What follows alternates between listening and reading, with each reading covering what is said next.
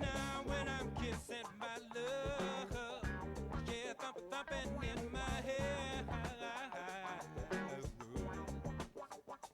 And now when I'm kissing my love, I close my eyes and see a pretty city with a million flower beds. And I can hear the angels sing a song that only angels sing. She's such a pretty thing, and I can feel my heart just thumping and skipping when I'm kissing my love. Now when I'm kissing my love, feel the blood pumping in my veins. Now when I'm kissing my love, she's such a tender cinder with a sweet young frame. Now she's so good at what she does. All she wanna do is kiss and hug. She's got me in love, and I can feel my heart just a thumping and a skipping when I'm kissing my love. Put your foot on the rock and pat your foot, don't stop. Put your foot on the rock. Put your foot on the rock and pat your foot, don't stop. Put your foot on the rock. Put your foot on the rock and pat your foot, don't stop. Put your foot on the rock. Put your foot on the rock and pat your foot, don't stop. Put your foot on the rock. Put your foot on the rock and pat your foot, don't stop. Put your foot on the rock. Put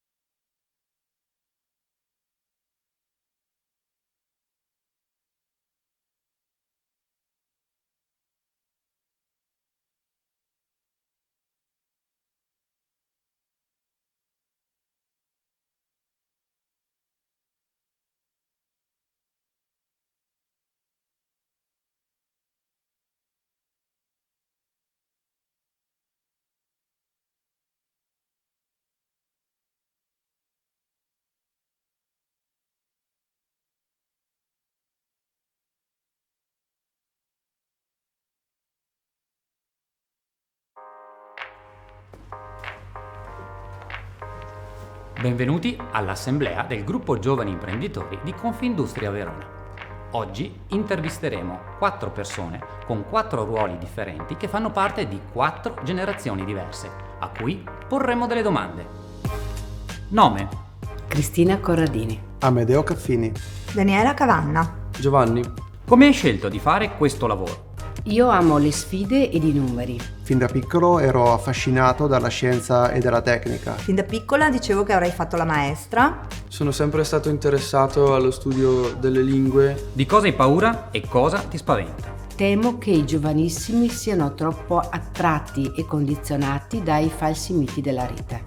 Sicuramente questo clima instabile a livello mondiale dà molta preoccupazione. Arrivata alla mia età non mi spaventa praticamente quasi più niente. E credo di aver paura di non riuscire a ricoprire un ruolo che mi viene affidato semplicemente perché non ne sono in grado. Quando pensi al futuro, quali sono le 3 parole che ti vengono in mente? Direi responsabilità, rispetto e sostenibilità. Spazio, green e legami. Curiosità, sostenibilità e tecnologia. Opportunità, sfide e benessere economico. Dimmi le 3 competenze chiave che servono per affrontare il futuro. Allora, sicuramente visione strategica, capacità di adattamento e molta concretezza. Adattabilità, resilienza e intraprendenza. Preparazione, pianificazione e pazienza. Conoscenza, flessibilità e intraprendenza. Credi sia difficile collaborare con persone di generazioni diverse? Assolutamente no. Saper coesistere bene sarà una delle sfide che la nostra società dovrà affrontare nell'immediato futuro. No, anzi, al contrario, credo che possa essere molto stimolante. No, non lo credo, anzi credo che sia stimolante da entrambe le parti. In conclusione, secondo te il futuro ci pone davvero dei limiti? Per rispondere a questa domanda dovremmo organizzare qualcosa di grande per parlarne e confrontarci tutti insieme.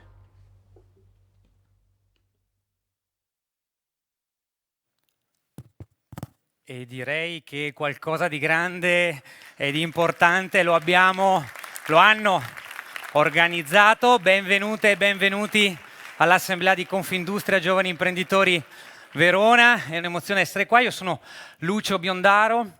Faccio il divulgatore scientifico, mi occupo di materie STEM, faccio parte del gruppo giovani da oltre 10 anni, quindi ho una certa carriera all'interno di Confindustria Giovani Imprenditori e oggi insomma avremo una giornata molto interessante insieme.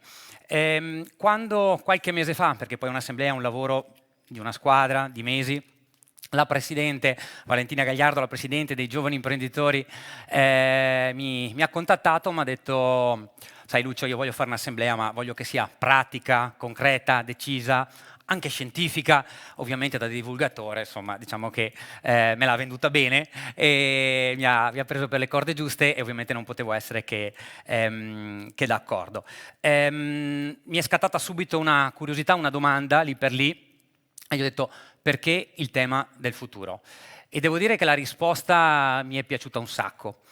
La risposta è stata: perché, Lucio, essenzialmente è l'unica cosa che possiamo cambiare.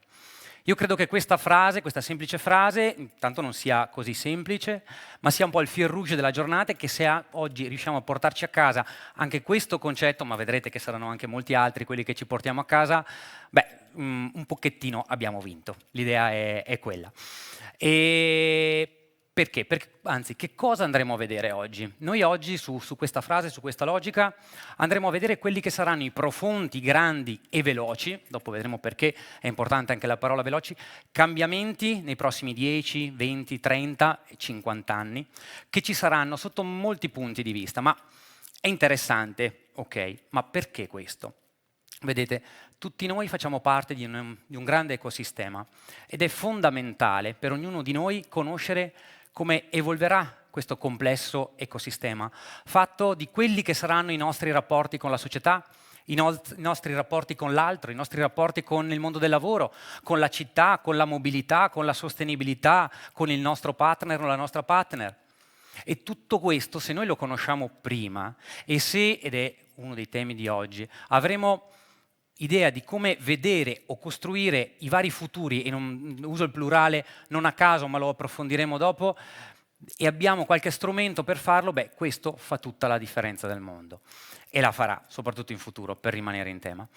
Quando Valentina mi ha parlato un po' dell'assemblea, mi ha detto: guarda, Lucio, io voglio quando ho qualcosa da dire, allora farò la mia assemblea. Beh, quell'allora è oggi, questa frase mi è rimasta impressa, e quindi io farei un applauso di avvio ai lavori di oggi e a tutti noi che siamo qui. E per iniziare chiamerei per un primo saluto, chiamerei il presidente di Giovani Imprenditori di Confindustria Veneto, Marco Dalla Bernardina. Oggi vedrete avremo tanti presidenti, a Confindustria non mancano, però voglio subito, arrivo Marco, vai, arrivo Buongiorno subito perché vorrei già rompere qualche schema. Di solito quando arriva il presidente arriva vestito bene, e fin qua ci siamo, ok? Fa il suo discorso istituzionale, dice cose belle. No. Allora, noi abbiamo fatto una piccola indagine sul tuo passato, non sto scherzando. E nel mio armadio. Però, diciamo, io so che tu sei legato tanto ad uno sport. Probabilmente ci hai lasciato qualche ginocchio e sicuramente un pezzo di cuore, ma in realtà volevo partire da questo, perché parliamo di futuro, parliamo di sport, ma cosa significa per te questa palla? Allora, tanto buonasera a tutti. Questa palla significa tanto, perché questa palla è entrata nella mia vita quando avevo bene o male l'età di tanti ragazzi che ci sono qua. E per me era probabilmente il periodo più brutto della mia vita. Sì. Io non volevo fare l'imprenditore. Io a 16-17 anni volevo fare lo sportivo, quindi la mia strada era già scelta, poi un grave infortunio mi ha stoppato. E quel giorno mi ricordo che mi dissero che sarei stato fortunato ad andare ancora in bicicletta. Quindi basta sport. Basta sport. E da lì poi mi appassionai a questo sport, decisi, nonostante i medici dicessero il contrario, di provarci. Okay. E sono arrivato a giocare in nazionale italiana, in Serie A, in nazionale italiana, quindi una certa carriera. Questo sport, diciamo che malato, però è uno sport che mi ha insegnato tanto, mi ha dato tanto. E la prima cosa, ed è anche uno dei messaggi che voglio dare ai ragazzi, è quella di credere in se stessi, e che il futuro non lo sbloccheranno mai gli altri per voi. Siete voi che dovete sbloccarlo. È una cosa che dipende solo ed esclusivamente da voi. Una domanda, perché mi incuriosisce. Oggi qua siamo all'Assemblea di Confindustria Giovani Imprenditori, ma quindi imprenditoria e sport che c'entrano? Cosa hanno in comune? Come funziona? Tanto ti ridò la palla, così Grazie. Vai in crisi tu a tenere le due cose in mano. Ok. Grazie per la sfida, ma la metto qua, guarda, io gioco col palco, quindi non è un problema. Nella realtà imprenditoria e sport hanno molte cose in comune. Per primo, essere imprenditore io la sto vivendo come una forma di libertà, perché è un modo di autodeterminare la propria vita. Dipende da te, è la tua vita, decidi tu cosa farne, e lo stesso è lo sport, perché alla fine ogni sportivo è artefice del suo futuro, e quindi questa è la prima cosa. Nell'imprenditoria, ma anche estenderei più al lavoro, come nello sport è fondamentale l'allenamento continuo. Tu se vuoi continuare, ma qua abbiamo il nostro sindaco, lo sa meglio di noi per via di sport, non sei mai arrivato, anzi nel momento più alto che tu raggiungi è il momento in cui ti devi allenare di più, perché vieni giudicato, perché devi competere a un livello più alto. E lo stesso nell'imprenditoria, non sei mai arrivato, vai. Un altro aspetto secondo me importante è che lo sport ti insegna a perdere. Bel tema. Come tanti sportivi sono più le partite che ho perso di quelle che ho vinto, sono più le volte che ho pianto dalla disperazione piuttosto di quelle che ho pianto perché ero felice. Ma lo sport ti insegna a perdere, e nella società di oggi secondo me è fondamentale. È fondamentale perché noi in Italia abbiamo secondo me un bruttissimo retaggio culturale, che perdere, fallire ed essere sconfitti è un problema. Concordo. E in realtà è l'esatto contrario. Perdere, essere sconfitti è la cosa migliore che ti possa capitare, perché se la sai analizzare, se sai fare autocritica, sai anche cosa devi migliorare e sai come renderti migliore come persona. E qui mi permetto una cosa un po' off topic. Perdere anche nei rapporti personali non è un problema, ragazzi. Oggi abbiamo una spilletta noi. Perdere nei rapporti personali fa bene perché permette di capire cosa sia sbagliato e cominciare un'altra relazione con una persona avendo già migliorato i nostri errori. Perdere fa bene e probabilmente è quello che ci aiuterà ad essere persone migliori e qua mi prendo in causa ad essere anche uomini migliori. Miglior saluto istituzionale di così credo che non si possa. E quindi che messaggio finale diamo ai ragazzi? Il messaggio che vorrei mandare a questi ragazzi è innanzitutto sognate alto, sognate tanto, andate oltre qualsiasi limite vi dicano. Applicatevi per il vostro sogno, sbagliate tanto, analizzate perché, miglioratevi e poi ricominciate da capo questo giro. Sognate, applicatevi, sbagliate, miglioratevi e continuare. E così probabilmente questo limite, tutti questi limiti verranno buttati giù. Grazie mille, grazie mille Marco, ti saluto, grazie. E grazie anche per aver trasferito, oltre che a un messaggio fondamentale, soprattutto in questo momento storico, anche questa passione per lo sport che è la stessa passione che spesso mette l'imprenditoria. Io inizierei a lavorare, a metterci all'opera e inizierei con qualcuno che all'opera sul territorio c'è da diversi decenni e quindi chiamerei con me qui sul palco la direttrice del COSP Verona Est, Anna Chiara Maci, se mi raggiunge. Ciao. Ciao, buon pomeriggio. Ciao. Grazie di essere con noi. Intanto qualche decennio è il COSP. Esatto, sei tu. esatto. So che sei direttrice relativamente da poco, però insomma non volevo darti più anni di quelli che hai, però non sembra carino. Grazie. Ma ascolti, io vado dritto. Cos'è COSP? Cosa fa? Che mestiere fa? Io, Presidente, metto Lucio pratico, Assolutamente. Quindi io rigoroso. Allora, benissimo. è vero che ci siamo da un po' sul territorio, ci siamo dagli anni 90, 1990, quindi sembra tantissimo, appena 33 anni, quindi siamo giovanissimi. C'è qualcuno in sala che ha un'età che probabilmente pensa che questa età è un po' vecchia. Però fa Lo niente. so, perché Andiamo. 90 fa un po' vecchio. Fa un po' 90. Sì, esatto, 90. esatto. In realtà cosa facciamo? Noi incontriamo gli studenti, quindi le nuove generazioni. Incontriamo studenti già dagli 11-12 anni fino ai 18-20 anche più, per incontrarli, a dialogare, parlare di futuro, visto che questo è un po' il tema. Quindi il futuro è un po' il vostro mestiere, in qualche maniera. Sì, perché cerchiamo di aiutarli a rispondere alla grande domanda: cosa farò da grande? Quindi è un dialogo per conoscersi, conoscere attitudini, passioni, competenze e capire come si lega tutto ciò alle scelte che andrò a fare nel tempo, legate proprio ai percorsi scolastico-professionali. E di cosa hanno paura rispetto al futuro? Perché avete anche una responsabilità importante, perché magari si confidano, perché siete magari quell'esperto ma anche estraneo con cui magari la parola Vero. c'è. Non so se confermami No, Lucio, in realtà è sei proprio no, così. però esatto, sei sì, noi diamo sicuramente delle informazioni adeguate anche rispetto a quella che è l'offerta formativa delle scuole, quindi sicuramente ci sono delle informazioni tecniche, ma nell'incontro noi incontriamo anche le nuove generazioni, li conosciamo, e la paura è proprio un po' quella già accennata nell'ultima generazione quando ci avete fatto vedere i video, un po' la paura di non essere adeguati a quelle che sono le richieste legate al futuro, un po' dire in che modo possiamo conoscerci per rispondere in maniera adeguata un po' alle spinte future, perché questa parola a volte fa un po' paura. Cosa sarà del futuro? Che futuro c'è? Quale futuro sarà quello possibile? Brava, parli del plurale e anzi tra un po' lo vediamo, anzi a brevissimo, perché poi io so che voi con le classi, è uno dei motivi per cui abbiamo detto no, assolutamente dovete venire in questa assemblea, è che avete fatto dei laboratori di futuro. Cosa vuol dire laboratori di futuro? Allora, laboratori in realtà, questo è un tema complesso. Noi incontriamo i giovani ed è per questo che COSP è anche giovane, perché riesce a dialogare con le nuove generazioni.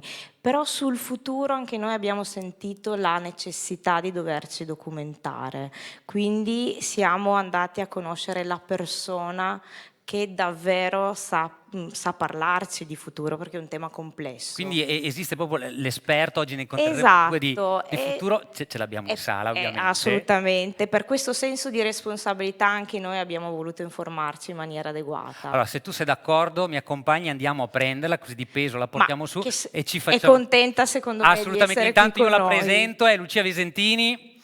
Ok, un applauso. Grazie. Grazie Lucia. Ciao Lucia, benvenuta, io do benvenuti anche se non è casa mia, ma va bene uguale. Ascolta, ma tu mi dicevi che fai l'avvocato ma non fai l'avvocato, però fai l'avvocato del futuro. E cosa vuol dire sta roba? Fammi capire, facci capire un attimino. Allora, questa sì effettivamente, dunque, avvocata sì, però appunto cercando di scardinare un pochino quello che è lo stereotipo dell'avvocato tradizionale, quello che lancia in resta, parte, liti tra persone, ecco. Ok.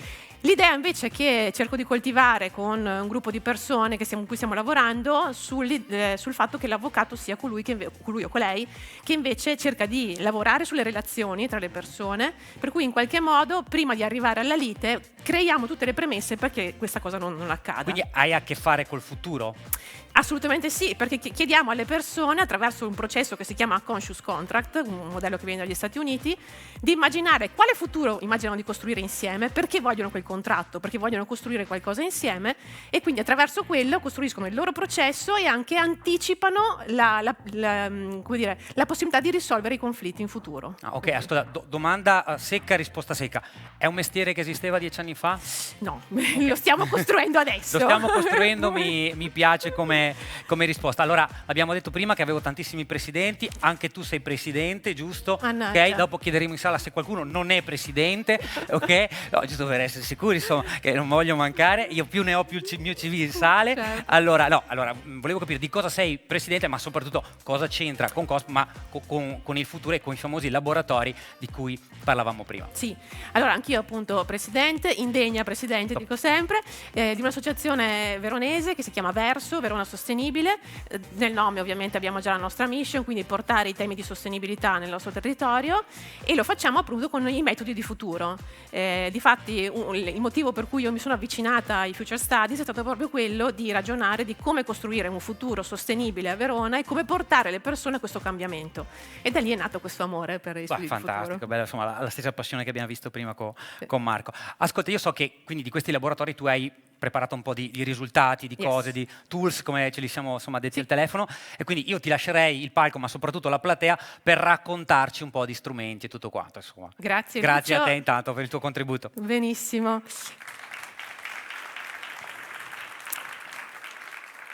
Allora, sì, io cercherò in breve tempo di raccontarvi quello che è successo nei laboratori che abbiamo fatto con ragazzi e ragazze nello scorso anno scolastico. Abbiamo incontrato 8 classi in scuole superiori, soprattutto gli ultimi anni, sia di professionali che tecniche che licei, quindi un mondo molto variegato, cercando di portare il tema dei futuri, appunto. Ha lavorato con me Elisa Conforto, che insomma sono felicissima di presentare, e l'idea è stata quella di provare ad esplorare i futuri per modellare il presente. Cioè l'idea di aprire scenari di futuro non è tanto perché vogliamo avere la palla di cristallo e conoscere prima quello che accadrà, ma perché ovviamente abbiamo voglia di lavorare sul presente. E come l'abbiamo fatto? L'abbiamo fatto provando ad immaginarci su un drone e quindi in qualche modo ad alzarci e a cambiare la nostra prospettiva. Per dirvi che cosa intendiamo con questo concetto di cambiare prospettiva, utilizzo alcune righe di Carlo Rovelli, che è un fisico teorico veronese, peraltro, che ha scritto questo libro Buchi Bianchi. Lui ha teorizzato l'esistenza dei buchi bianchi dopo che sono stati dimostrati l'esistenza dei buchi neri, e ci parla di un Anassimandro, uno studioso del VI secolo a.C., che viene ricordato come colui che si è inventato le carte geografiche. Lui dice: una carta geografica è l'immagine di una vasta area, come apparirebbe se volassimo più in alto delle aquile. In millenni di civiltà, viaggi e commerci, nessuno ci aveva ancora pensato. Non era un salto facile. Siamo abituati a vedere la Terra da vicino. Chi l'aveva mai vista da così in alto? Identificarsi in un'aquila, chiedersi cosa vedremmo da una grande altezza. Questo è cambiare prospettiva. Anassimandro ha avuto immaginazione sufficiente per questo e ha avuto immaginazione sufficiente per chiedersi come possa apparire la Terra da un'altezza immensa. È stato il primo a intuire come Armstrong e Collins avrebbero visto la Terra dalla Luna. Ecco, questa citazione mi piace moltissimo perché dà proprio l'idea di in che maniera cambiamo prospettiva. Dobbiamo fare dei salti di immaginazione. Ed è quello che abbiamo cercato di fare appunto con i ragazzi in questo percorso. Partendo da una prima domanda, un pochino Lucio me l'ha bruciata, cioè ma esiste il futuro? La risposta è non esiste il futuro, perché esistono i futuri, sempre al plurale.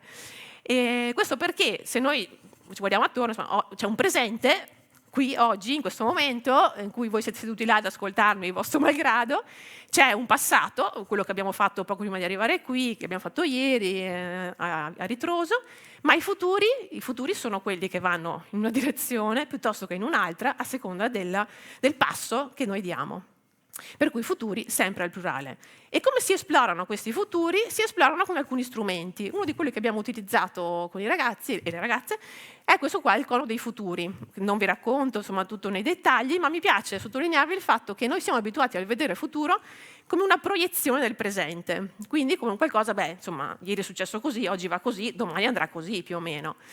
In realtà, appunto, questo cono dei futuri, gli studi di futuro ci dicono che i futuri sono molti. I futuri possono essere probabili, plausibili, possibili, e ci sono anche dei futuri molto particolari che sono i futuri preferibili.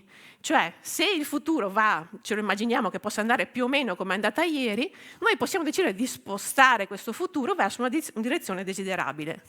Più facile a dirsi che a farsi. Ma esistono gli strumenti. E quindi come si fa ad esplorarli questi futuri possibili?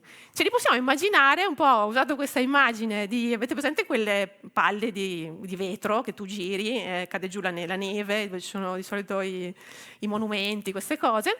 Quindi i futuri possibili sono come tante di queste palline che abbiamo davanti, cui ci vediamo noi dentro a fare, non lo so, a girare per la fiera, a conoscere persone, cioè situazioni diverse che possiamo incontrare. Quindi i futuri alla fine sono i racconti che noi ci facciamo del futuro. Cioè ci diciamo potrebbe essere così, potrebbe essere colà, e la cosa che noi abbiamo voluto esplorare sono i racconti di alcuni giovani imprenditori, molti li ho visti qui in sala, rispetto appunto al futuro che loro si immaginano, ma facendo un salto all'indietro. Quel -20 più 10 è proprio questo significato. Per esplorare i prossimi 10 anni abbiamo bisogno di andare indietro di 20, perché il ritmo dei cambiamenti è così veloce per cui ciò che accadrà nei prossimi 10 anni, gli stessi cambiamenti che accadranno nei prossimi 10 anni, sono quelli che sono accaduti in 20 anni di storia. Quindi eccoli qua i nostri imprenditori che si sono divertiti a chiacchierare con i ragazzi in classe. L'altro strumento che abbiamo utilizzato è quello della STEEP Analysis, super interessante perché ci consente di esplorare questi futuri possibili da 5 angolature differenti. Sono sociale, tecnologico, ecologico, economico e politico. L'abbiamo provato a fare appunto con i ragazzi, come vedete insomma questo è il risultato, e le 5 aree appunto sono queste qua. Una delle riflessioni che poi ci è nata con i ragazzi è sì, va bene, vediamo le questioni economiche, le questioni sociali, le questioni politiche, ma noi sappiamo molto bene che esiste qualcosa che si chiama effetto farfalla. Cioè quell'effetto per cui in realtà le cose, voi sapete si dice questa cosa, per cui una farfalla che muove le sue ali in Australia può provocare un uragano dall'altra parte del mondo sostanzialmente. E questa cosa ci dice che i futuri sono tra loro interdipendenti, cioè le questioni sociali, le questioni economiche, le questioni politiche in realtà sono tra loro tutte intrecciate in quella che è la complessità che Donella Meadows, che è una grande pensatrice sistemica, ci dice impariamo a celebrarla questa complessità, addirittura ci dice impariamo a danzare nella complessità, cioè a non ridurre i messaggi sempre in maniera semplicistica, ma a provare a riconoscere questa complessità e a starci dentro in maniera appunto intelligente. Quindi per esplorare questi collegamenti sistemici, al fine di evitare questa spiacevole conseguenza per cui io faccio un apparente semplice gesto, che però, se non sono in grado di leggere tutte le possibili conseguenze, a un certo punto rischia di diventare un pochino brutto per chi sta seduto a quel posto. Quindi per evitare questo è necessario entrare in questa logica qua. Quindi la logica di riconoscere l'interdipendenza tra le variabili, questioni economiche, climatiche, quindi ambientali, sociali, politiche, tutte tra loro interconnesse in questa forma di reticolato. Abbiamo utilizzato questa mappa causale costruita dal World Economic Forum. Altro passaggino, bene, abbiamo visto che i futuri sono diversi futuri possibili, sono diversi futuri che sono tra loro interconnessi. Ma cosa riusciamo a vedere di questo futuro? Perché se ci siamo detti che il futuro non esiste, cos'è che possiamo prevedere di una cosa che non esiste? In realtà esistono degli strumenti, che sono i megatrend, che qualcosa ci dicono dei futuri. Questi megatrend, abbiamo utilizzato questi con i ragazzi in classe, che sono quelli definiti dalla Commissione europea, che ci dicono 14 driver di cambiamento, quindi situazioni che già esistono ma che sicuramente dureranno anche per i prossimi decenni, che ci dicono già qualcosa di quei futuri possibili. Sono questi futuri probabili, cioè siamo quasi certi che da questa cornice di situazioni difficilmente scappiamo. Tra queste, il tema dei cambiamenti climatici in primis, ma poi anche l'aumento dei flussi migratori, del consumismo, degli squilibri demografici, il cambiamento tecnologico, l'urbanizzazione. Ecco, con i ragazzi abbiamo provato a giocare un po' su questi megatrend. Fino ad arrivare alla domanda, bene, abbiamo costruito questo percorso, futuri possibili, futuri interdipendenti, alcuni futuri prevedibili. E quindi qual è la postura che dobbiamo avere rispetto a questi futuri? Ci mettiamo come questo signore, che potrebbe benissimo essere un mio collega, avvocato, che arriva, non so, col decreto ingiuntivo, ma non si rende conto che la situazione è più grande rispetto alle sue capacità di intervenire. E ci poniamo quindi in una logica di futuri desiderabili, e cioè anticipiamo l'arrivo dei futuri costruendo i futuri che noi vogliamo, un po' nella logica che diceva anche il Presidente prima. E con questo detto di Alan Kay, il modo migliore di predire il futuro è inventarlo. Come si fa ad inventare il futuro? Si fa attraverso il potere del visioning, della capacità di visione. Nella stessa logica che si diceva prima, cioè di sognare in grande, di provare a costruire una visione di noi e del nostro futuro grande, positiva, sapendo che però viviamo dentro ad alcuni limiti che non sono limiti dettati da noi, ma limiti dettati dall'ecosistema, che già è stato citato anche prima, per non trovarci in questa spiacevole situazione in cui insomma, abbiamo delle credenze, ma poi la realtà è diversa da quella che ci immaginavamo. E quindi sesta declinazione dei futuri è futuri sostenibili che sono l'unico orizzonte di senso in cui costruire un futuro desiderabile. E come si fa a fare futuri sostenibili? Cioè noi veniamo fuori da un mondo, da un modello di sviluppo che conosciamo, che ha i suoi vari gradi di insostenibilità, e ci dice Einstein che non possiamo risolvere un problema con lo stesso pensiero che l'ha originato, serve un pensiero differente, serve una capacità di visioning differente. La capacità di visioning ce la dà, in questo caso, l'Agenda 2030, che tutti oramai conosciamo, quindi 17 obiettivi di sviluppo sostenibile, i quali ci danno una sorta di visione collettiva di dove vogliamo andare tutti insieme, tutti e 8 miliardi. E quindi la visione ce l'abbiamo, ma come si fa? Si utilizzano queste Green Comp, che sono delle competenze definite dalla Commissione europea lo scorso anno, che sono differenti da quelle che di solito noi siamo abituati a vedere, perché sono le competenze di pensiero critico, di pensiero sistemico, quello che riesce a vedere i collegamenti sistemici che dicevamo prima, la futures literacy, quindi lo studio di futuro, la capacità di iniziativa individuale, si parlava di intraprendenza prima, la capacità di azione collettiva, quindi tutta una serie di competenze che dobbiamo sviluppare se vogliamo muoverci in quella logica di sviluppo sostenibile. Ultimo passaggino che abbiamo fatto con i ragazzi è, bene, e in tutta questa cosa qua, io dove sto? In questo mondo che si prospetta? Ci siamo detti, in questo caso sei tu artefice del tuo futuro, sei tu che con i tuoi sbagli, che con i tuoi movimenti a volte che non vanno nella direzione giusta, ma si può benissimo imparare dagli sbagli e cambiare direzione, puoi diventare il cambiamento che vuoi vedere nel mondo. Per questo ci siamo detti con i ragazzi c'è bisogno di tutta un'altra serie di competenze che sono le cosiddette soft skills, tra le quali abbiamo un pochino ragionato con i ragazzi di intelligenza emotiva e spirituale. Sicuramente 2 accezioni di intelligenza che normalmente non ci capita di sentire, perché noi siamo tutti figli di intelligenza razionale, cioè viviamo di QI, ma il QE, cioè il quoziente emotivo, spesso è quello che ci fa, penso a voi imprenditori soprattutto, è quello che ci fa in certe situazioni muovere in una direzione piuttosto che in un'altra. E quindi abbiamo utilizzato questo ultimo strumento che vi presento, che è questa rosa dei sentimenti, dell'intelligenza emotiva appunto. È uno strumento preso dalla comunicazione non violenta, o comunicazione empatica di Marshall Rosenberg, in cui cerchiamo di individuare, di provare a leggere che cosa accade dentro di noi, quali sono i sentimenti che sono vivi, che si muovono dentro di noi. Senza offese per nessuno, ma siamo tutti tendenzialmente analfabeti emotivi, cioè, nessuno ci ha insegnato mai a capire bene che cosa succede dentro di noi. Sto bene, sto male, sì, ok, vagamente, per cui sicuramente stiamo o sopra o sotto in questo fiore, ma a definire con esattezza che cosa si muove dentro di noi e quindi quali sono i bisogni che sono o non sono soddisfatti, è una cosa che spesso o quantomeno per me, insomma, non è successo. Vi invito a dare un'occhiata a questo, non so se riuscite a leggere da distante, e provare a capire se ce n'è qualcuno di questi che in questo momento è vivo dentro di voi e prendervi qualche istante per dire ah sì, io mi sento dentro quella cosa lì. Perché è così importante l'intelligenza emotiva? Perché appunto per scegliere e per muoversi in qualche direzione è necessario che io senta come sto dentro questa cosa qua. Perché se sento delle resistenze probabilmente è il caso di indagare e quindi provare a capire se la direzione è da prendere un'altra.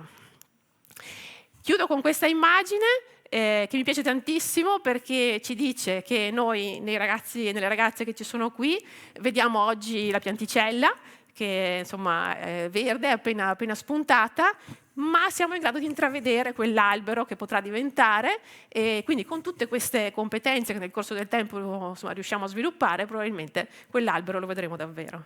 Grazie.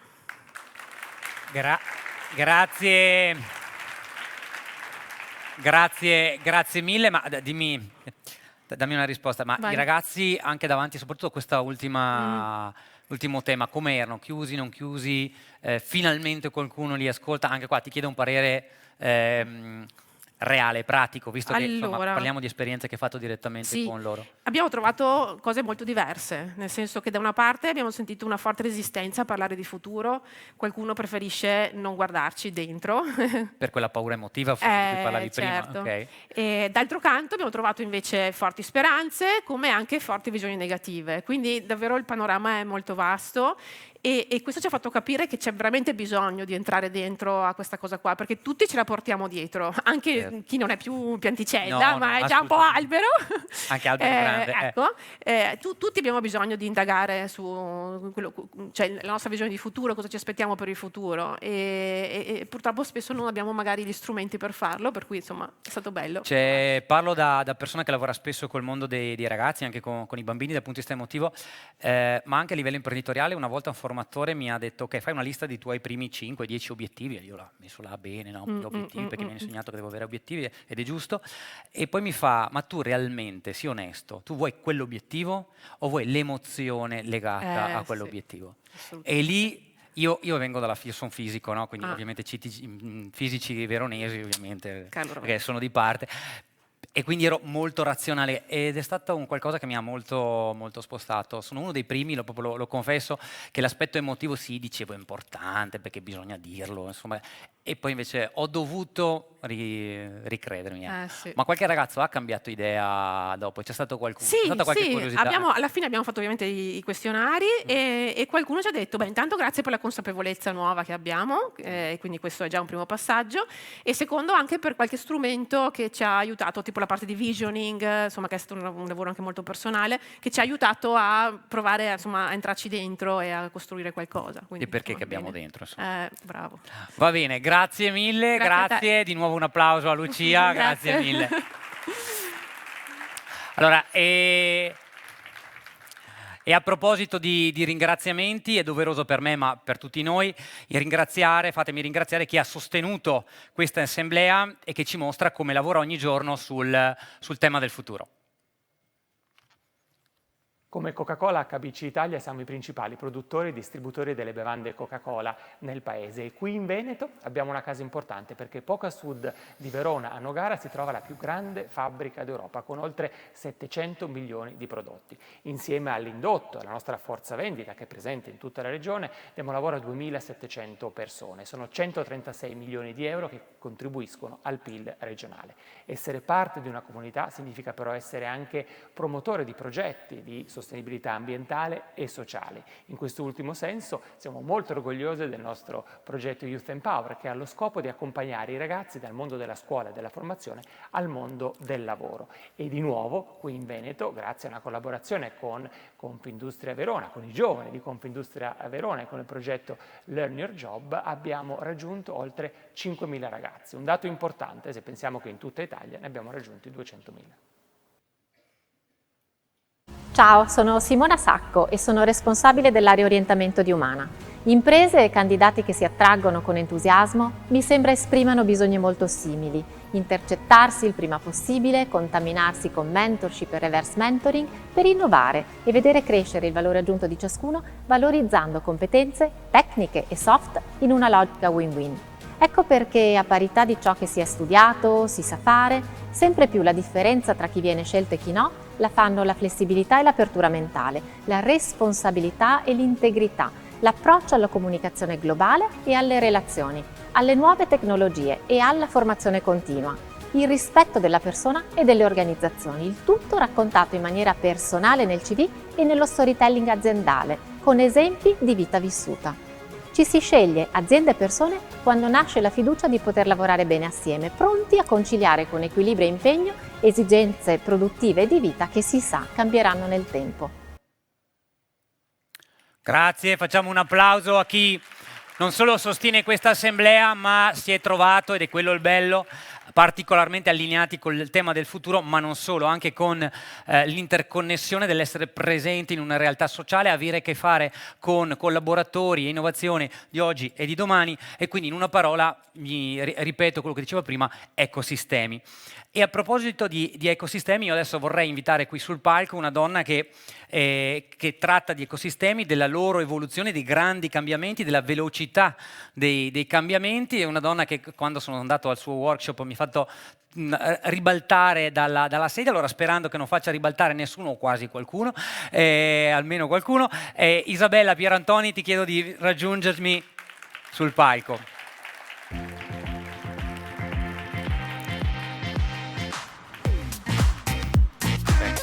Grazie. Allora, io ci ho scherzato, ribaltato, non ribaltato, però insomma in realtà con te ho visto delle cose molto, molto interessanti. Però intanto, che mestiere fai? Qual è il tuo mestiere? Semplice e complicato, futurista e sociologa. Quindi tu fai la futurista? Assolutamente. Quindi leggi il futuro? Ecco, esattamente no. Ok. Quindi diciamo, parliamo sempre di dati, numeri, sì. un approccio scientifico. Ecco, noi insieme in diversi workshop abbiamo visto diversi aspetti, diverse proiezioni. Io so che oggi ti sei preparata per darci un po' un assaggio di quello che abbiamo visto, quindi io ti lascerei la platea e vediamo come va, ecco, mi raccomando. Grazie. Le aspettative sono sempre altissime quando insomma c'è una presentazione di questo tipo, quindi buon pomeriggio a tutti e a tutte. Avete sentito la parola futuro, che è insomma il leitmotiv di questo incontro oggi pomeriggio. Direi di aggiungere ancora un pezzo di informazioni per capire meglio in che modo il futuro può essere utilizzato, perché poi alla fine di questo stiamo parlando. La Futures Literacy è quella che UNESCO definisce la competenza del XXI secolo. Ed è un po' una somma anche di quello che ci diceva prima Lucia, ma di cui si parla da tutto il pomeriggio. È la capacità di immaginare e anticipare il futuro. Se ci pensate, tutto sommato, noi stessi oggi stiamo costruendo qui, in queste chiacchiere che stiamo facendo, condividendo esperienze, quello che potrà essere la base per le scelte che faremo e costruire altri tipi di futuri, non entro nella definizione, ormai l'avete capito, che ci serviranno domani. Noi siamo qui perché qualcuno ha immaginato un futuro in cui ci ha visti insieme oggi pomeriggio. Stiamo vivendo esattamente il futuro deciso e praticato da qualcuno che lo ha anticipato e ha fatto delle scelte precise. Ecco, la Futures Literacy è esattamente questo, la capacità di essere alfabetizzati al futuro.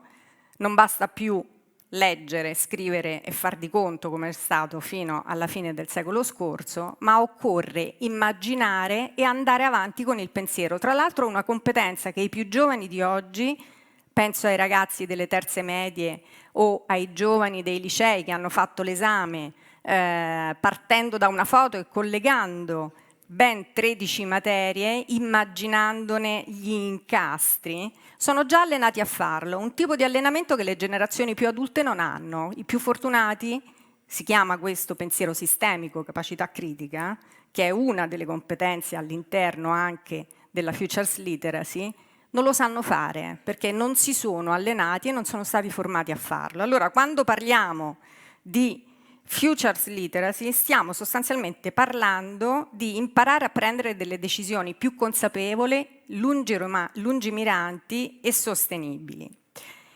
Megatrend è uno degli strumenti che viene utilizzato dai futuristi per indagare il futuro. Che cos'è esattamente un megatrend? Ormai l'avrete capito, è un fenomeno sociale, culturale, economico, politico, demografico, che una volta innescato non si ferma più. È qualcosa che parte in un certo momento della storia, in seguito a una serie di eventi, è massivo, riguarda tutto e tutti sul pianeta, è impossibile fermarlo e dura per decenni, quindi ha un effetto su più generazioni. E questo è un concetto che vorrei teneste bene a mente, perché conoscere i megatrend è una delle competenze necessarie oggi per capire quali saranno gli effetti già attivi oggi, e li vedremo tra poco ne vedremo alcuni, che cosa significa vivere all'interno dei megatrend, quali sono le conseguenze oggi e soprattutto quali saranno domani, perché questa è una capacità che sta non solo agli imprenditori, ma soprattutto ai cittadini, agli studenti, alle collettività di tutto il mondo. Uno degli elementi che vi faccio vedere molto velocemente, l'avete già prima visto nella slide di Lucia Vesentin, è il fatto che l'Unione Europea lavora su questi temi già dal 2012. Dal 2012 l'Unione Europea ha chiesto alle aziende di formare, di informare, ma anche a tutte le società, sul fatto che esistono ben 14 megatrend, sono quelli che ci diceva prima Lucia, che stanno già agendo e incidono già oggi sulla prosperità dei paesi dell'Unione Europea. Questi 14 ce ne sono altri di megatrend, ma in particolare questi 14 sono in grado di cambiare il modo in cui i paesi dell'Unione Europea e quindi le persone, i cittadini, avranno o non avranno delle possibilità. Questi sono alcuni di quelli, sono come dire, quelli che più agiscono in profondità.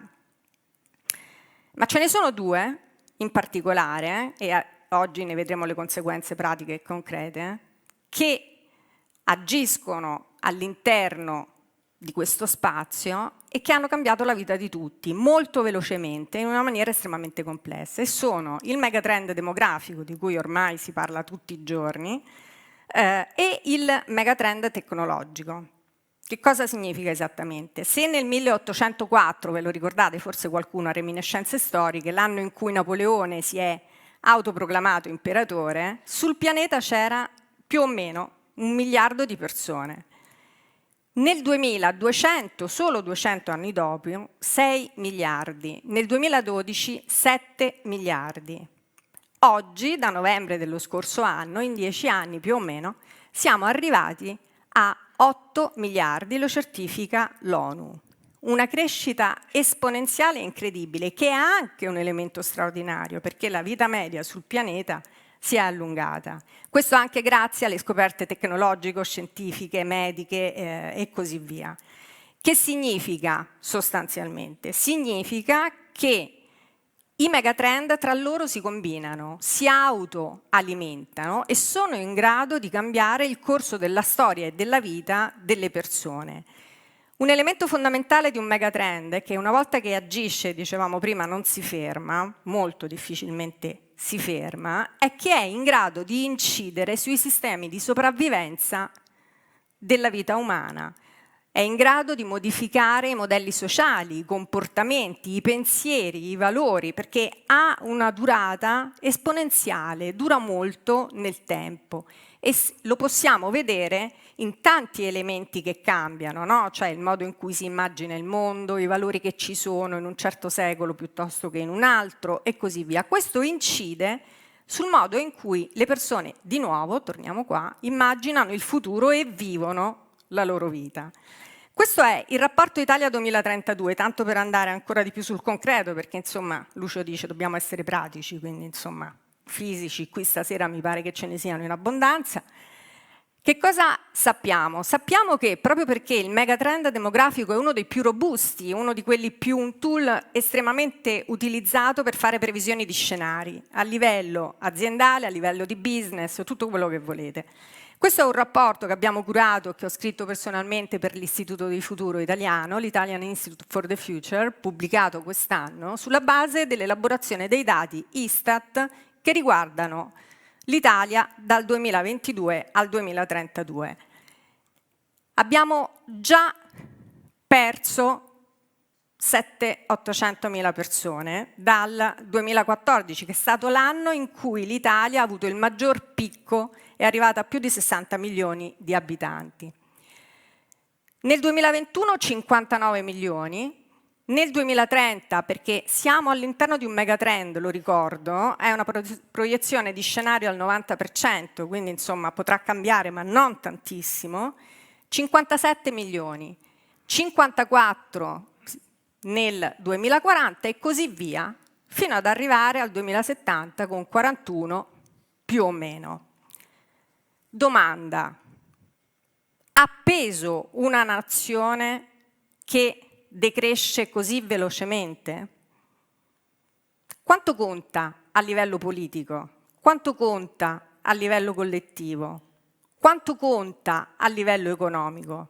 Ecco, queste sono informazioni che tutti dobbiamo avere e che tutti dobbiamo sapere, perché questo ci aiuta a prendere delle decisioni. E i ragazzi, quando studiano, se hanno voglia di approfondire il tema, sui tomi di geografia che hanno a scuola, sia alle medie che alle superiori, la demografia la studiano.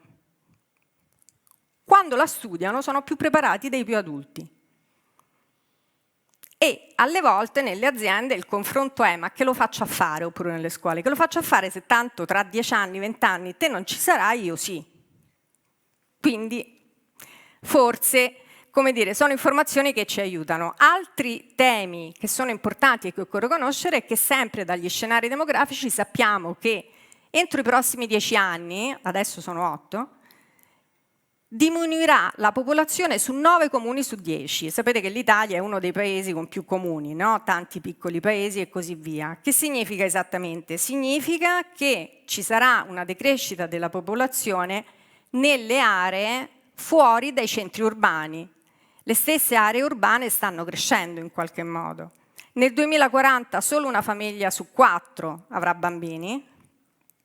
E poi c'è il tema della sostenibilità, perché se sappiamo una cosa della demografia è che, forse lo sapete già, il tasso di fecondità deve essere 2,1, cioè 2 figli e qualcosa per donna, per mantenere la stabilità dei sistemi. Ecco, da questo punto di vista abbiamo già diminuito di molto, oggi è 1,23 e non è una questione di figli, è una questione di sicuramente anche fare più bambini, ma anche cambiare la mentalità culturale, aprire confini e orizzonti. Questo significa, in termini di dati, che i nostri pensionati, perché entro i prossimi 2 anni, entro il 2025, entro il 2030, usciranno tutti i baby boomer dal mondo del lavoro. Passeremo da 16 milioni di pensionati di oggi a 21.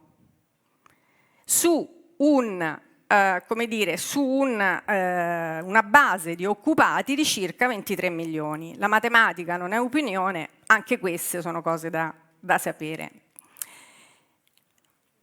Un'altra conseguenza di pensare al megatrend demografico è che si è allungata la vita media e oggi, per la prima volta sul pianeta, ci sono ben 7 generazioni. 7 generazioni era un elemento che non si è mai verificato. L'Italia è uno dei paesi in cui è possibile vedere famiglie con 7 generazioni, nonni, bisnonni, trisnonni, eccetera. Ed è anche un caso studio ed è una notizia eccezionale da questo punto di vista. Ma esattamente sappiamo anche che, per esempio, tra poco, nel 2025, arriverà l'8ª generazione che si chiamerà generazione beta e saremo 8 generazioni conviventi. Che significa parlare di generazioni con la demografia? Le generazioni sono uno dei modi per studiare la popolazione umana che raggruppa le persone per fase di vita e di età in modo che emergano degli elementi che alle volte magari possono sfuggire.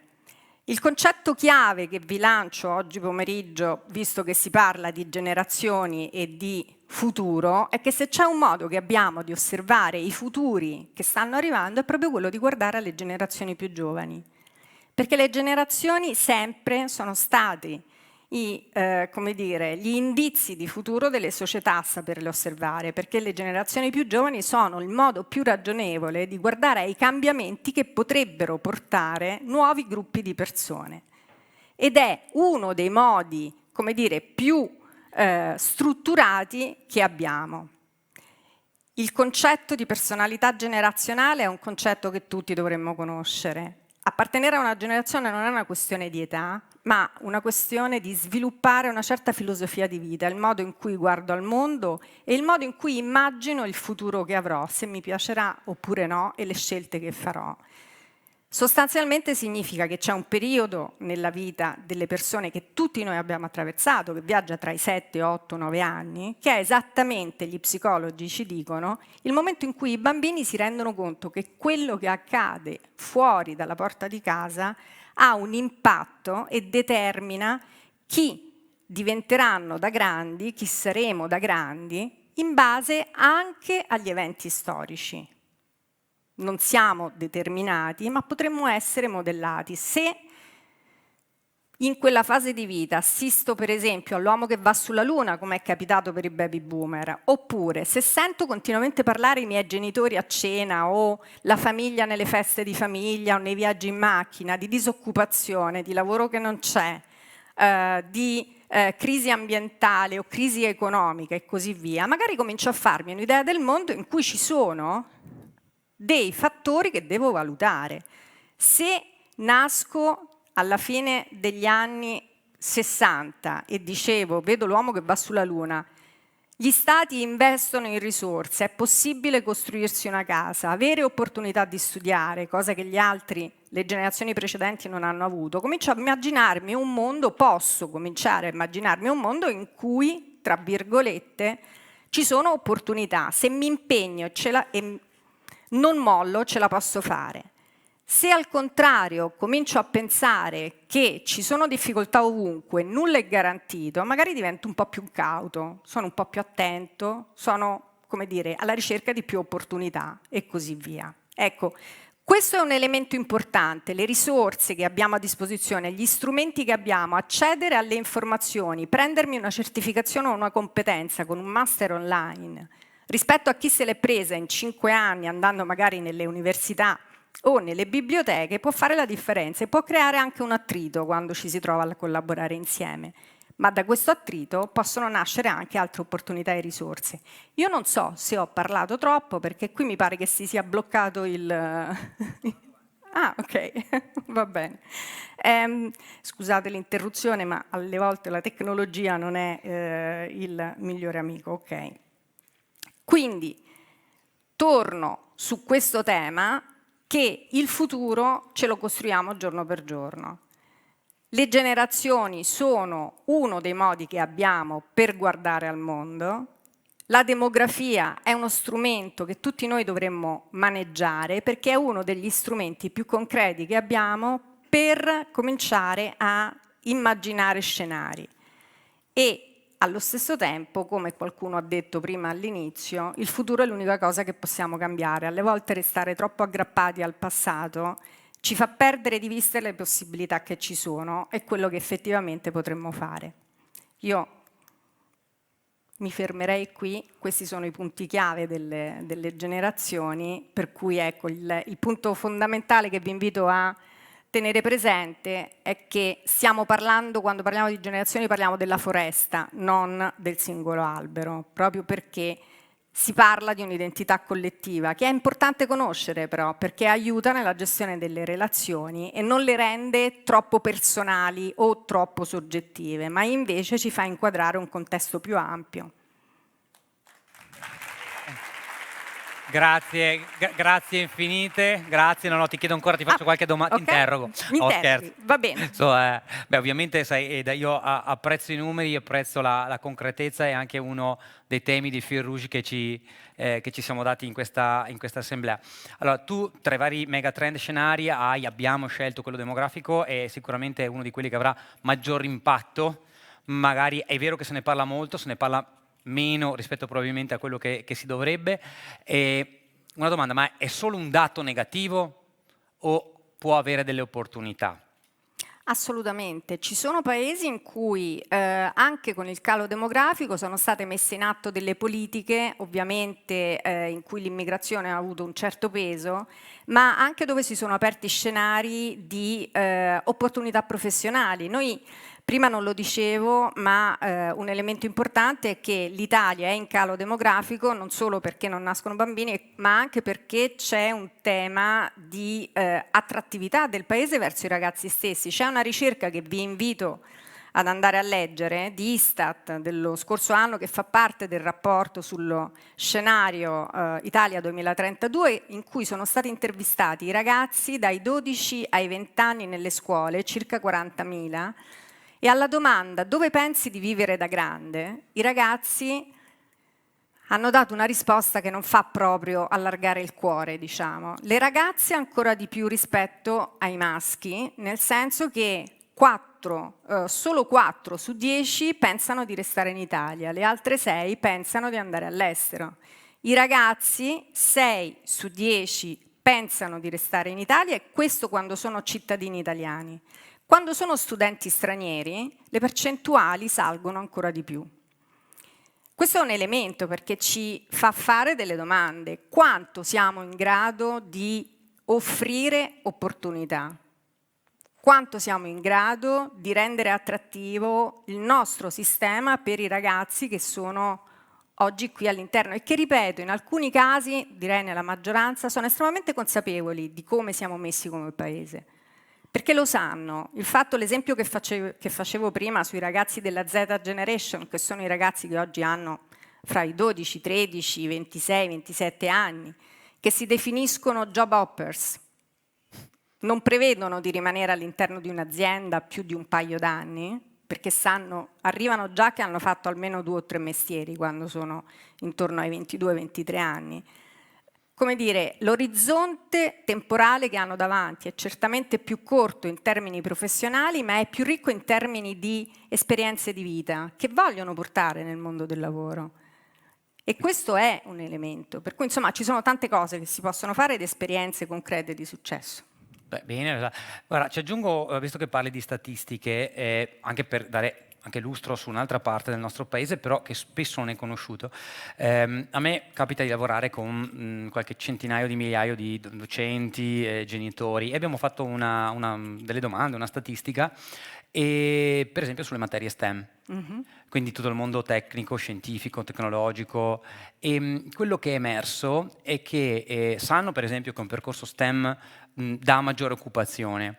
C'è ancora un po' di diffidenza quando si tende per le donne rispetto agli uomini, quindi non siamo ancora ad una percezione di parità, ma la cosa è che circa il 90% alla domanda ma se tu fai un percorso STEM e vuoi eccellere, devi andare all'estero, ha detto sì. E lì quello che abbiamo visto è che spesso è la mancanza di conoscenza, che magari, la dico in una dinamica veneta, nel capannone vicino a casa c'è qualcuno che sta costruendo un pezzo per la NASA, a me è capitato sul territorio veneto, quindi, e spesso manca questa, e quindi come dire un fascino, una comunicazione col tessuto sociale da questo punto di vista. Assolutamente, questo è verissimo, come è vero che abbiamo il più alto numero di NEET, ragazzi che non sono inseriti nel circuito e che queste informazioni non le hanno. Perché potrebbero essere esattamente quelle persone che mancano alle aziende, perché oggi non è solo un problema di giovani, ma anche un problema che non ci sono abbastanza persone che possono lavorare o vogliono lavorare, ma perché mancano i giovani. Noi siamo la nazione in Europa con meno giovani in assoluto. Alfa e Zeta praticamente meno di noi non ce li ha nessuno. E questo anche incide nelle politiche di reclutamento. Per cui andare ad informare, come stavi tu dicendo, far sapere le cose è una delle prime mission che secondo me un sistema paese deve avere. Quindi insomma abbiamo davanti anche delle opportunità, non solo una catastrofe, non volevamo dare un messaggio negativo, però davanti alle dinamiche che ci saranno abbiamo due scelte, o chiudere gli occhi o prendere coscienza, e insomma le cose concrete oggi servono. Sapere dove siamo è fondamentale. Assolutamente, grazie mille del tuo intervento, grazie veramente. E adesso, siccome Isabella mi ha dato un paio di assist, prima ha fatto vedere come cambiava la demografia e che via via siamo passati da 1 miliardo, poi 6, poi 7, poi 8, sempre più velocemente. Io adesso volevo fare un piccolo esperimento con la sala.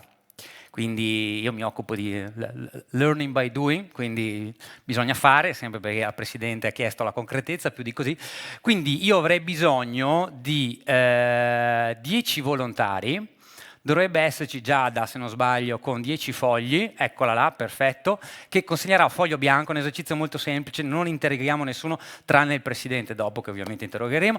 E sto scherzando ovviamente, Presidente. E quindi 10 volontari che hanno un foglio, dai, sulle mani, se no devo chiedere a Giada di selezionarli. Mamma mia che coraggio, hai paura del futuro qua. 10, ok, qua ne abbiamo, vedi le donne, un applauso, finalmente, vedi com'è alla fine, ok, lì ne abbiamo 2, dai, per cortesia. Allora Giada, in maniera prepotente, dalli ad altre 8 persone, grazie. Quindi allora, ma adesso interrogo anche gli altri. Facciamo un piccolo esperimento, anzi lo faccio anch'io, prendo anch'io il mio foglio. Allora, sentiamo di non fare confusione, che poi ci serve la scaletta. Molto bene. Allora, aspettiamo un attimo che i nostri amici... Perché voglio darvi l'idea pratica di quello che ci raccontava Isabella. Allora, ci sono, abbiamo le mani alzate. Ok, siamo arrivati a 10? Dai, 2, i primi 2 che ci sono. Allora, adesso noi dobbiamo fare un'azione, e uso la parola azione in maniera specifica, sono tutte cose molto semplici. E facciamo una cosa, dobbiamo piegare il nostro foglio a metà, aspettate un attimo. Allora, questo foglio sarà spesso, più o meno, lasciatemelo dire, 1/10 di millimetro, facciamo 0,1 millimetri. Bene, allora vi chiedo di piegarlo a metà, ok? Da una parte o dall'altra, molto semplice, no? E fin qua, nulla di difficile. Fatto? Com'è? Ok? Giusto per crearsi un futuro. Allora, perfetto, adesso... Se questo era 0,1 mm, questo spessore quanto sarà adesso? 0,2. Fin qua la matematica base ce l'abbiamo, molto bene. Allora, 0,2. Adesso continuiamo la stessa azione, cioè continuiamo a piegare. Bene. E siamo a che spessore? Benissimo, 0,4. Allora, da una parte noi abbiamo l'azione, cioè quella che noi continuiamo a ripetere. Lo spessore invece rappresenta una misura del cambiamento nel nostro sistema, che in questo caso è il foglio. Bene, allora io adesso chiedo due cose. Una alle nostre 10 cavie, di iniziare a piegare il foglio, continuare a piegarlo fino a quando non ce la fanno più e mi dicono a quante pieghe sono arrivati. Io invece chiedo alla platea, eventualmente munita di cellulare, calcolatrice o quello abaco, quello che preferisce, di fare un'altra cosa. Di provare a calcolare, adesso vi aiuto io, calcolare a quanto ammonta lo spessore, quindi la misura del nostro cambiamento, sempre con la stessa azione ripetuta, quanto ammonta se io riuscissi o riesco, magari qualcuno è bravo, a piegare il foglio 42 volte. Per farlo 0,1 per 2, quello che viene fuori per 2, quello che viene fuori per 2 e avanti per 42 volte. Quindi dai, facciamo se qualcuno lo sa così, ok? Veloce, Mingardo, no, che pensavo interrogo e scusate, era una piccola vendetta da anni maturata. Allora, stanno andando avanti con le nostre cavie perché poi io voglio sapere, qualcuno sta facendo il conto, vediamo, poi ve lo svelo io. Vi do una misura, vi ricordo, diciamo, è un piccolo esperimento, ma ci aiuta a capire alcuni concetti. Quindi io continuo a fare la stessa azione, è sempre la stessa. Quindi io piego, piego, piego, piego, semplice. Solo che il cambiamento che genero del sistema tiene conto, anche se io non lo vedo, dei cambiamenti che ci sono stati. E quindi quello è lo spessore.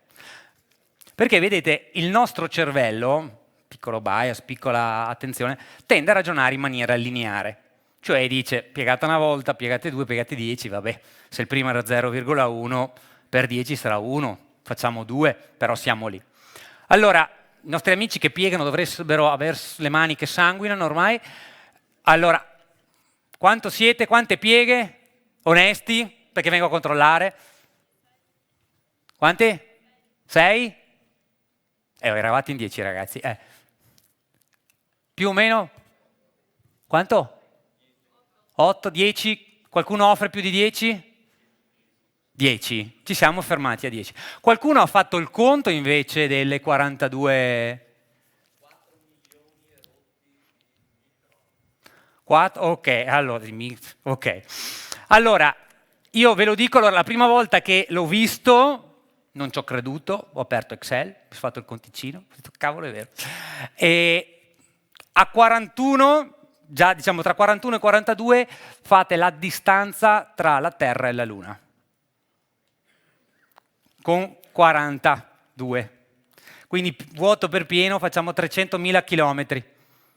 Quindi pensate, con 42 è un po' di più, quindi è un piccolo esperimento, però che cosa ci insegna? Ci insegna che i cambiamenti che abbiamo visto prima, man mano che arrivano, noi vediamo il cambiamento in sé, ma la velocità del cambiamento è qualcosa che tende a sfuggire, per i tecnici la derivata prima. Cioè è un qualcosa che noi non percepiamo, ma i cambiamenti che abbiamo visto prima, quando all'inizio vi ho detto che sono cose che riguarderanno i prossimi 10, 20, 30 anni, di cui dovremmo tener conto, non è una frase tanto per dire, lo abbiamo visto anche sul dato demografico. Quindi questo era un piccolo esperimento che si può fare anche a casa, fatelo anche il conto, vedo che qualcuno lo sta facendo perché non ci crede, siamo un approccio scientifico, quindi provate e verificatelo, vi dà l'idea che più noi andiamo avanti con la stessa azione, più i cambiamenti possono essere veloci e repentini e ci troveremo in una situazione in cui sono già avvenuti e non riusciamo più a fermarli. I famosi megatrend, prima ce lo diceva, no?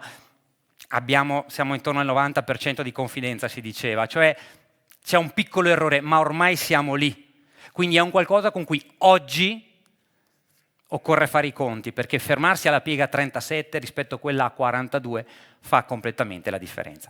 Grazie su questo, vi ho coinvolti in questo piccolo esperimento, ma a proposito di ringraziamento io ne approfitto per ringraziare nuovamente altri 2 sponsor che ci hanno sostenuto e soprattutto credono un po' nel progetto, nel futuro di cui abbiamo parlato. Quindi chiedo alla regia se ci manda il contributo di questi due sponsor. 1 milione di giovani disoccupati e allo stesso tempo sono più di 1 milione i posti di lavoro che le aziende hanno difficoltà a ricoprire, e questo è dovuto anche al disallineamento tra le competenze nuove e sempre più specialistiche di cui le aziende hanno bisogno e i percorsi formativi svolti dai ragazzi. Noi abbiamo avviato dal 2019 un programma Giovani e Lavoro in collaborazione con Generation Italy, che prevede di coinvolgere 5.000 ragazzi nell'età tra i 18 e i 29 anni. E questo su percorsi professionali sulle competenze più richieste oggi dalle aziende e che sono prevalentemente di natura digitale. Naturalmente un programma come questo ha tanti vantaggi sia per i giovani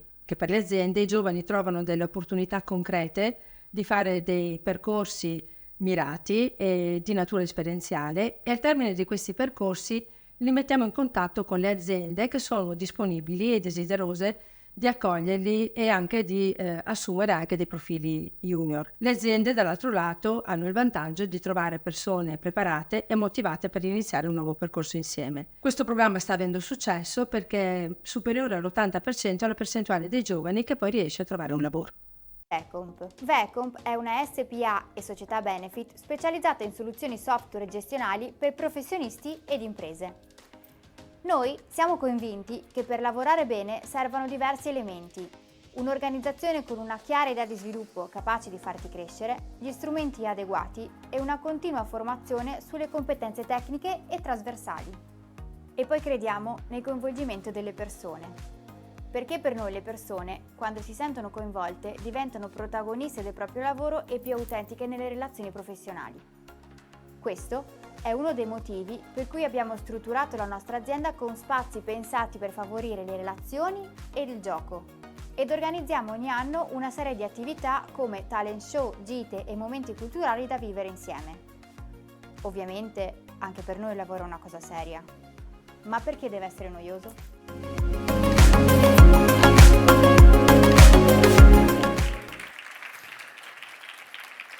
A me piace l'idea che quando abbiamo chiesto alle imprese di parlare futuro ci hanno parlato di persone. Io l'ho trovato una cosa molto bella, molto interessante, molto naturale, allineato anche con quei megatrend che magari possono spaventare, ma per far vedere che ci sono delle eccellenze che in qualche misura sono già pronte per questo tipo di cambiamenti. Allora, io ve l'avevo detto che mi sarei giocato un po' di presidenti, quindi vado avanti in questa direzione, e quindi chiederei di avere qui con me il presidente di Confindustria Verona, Raffaele Boscaini.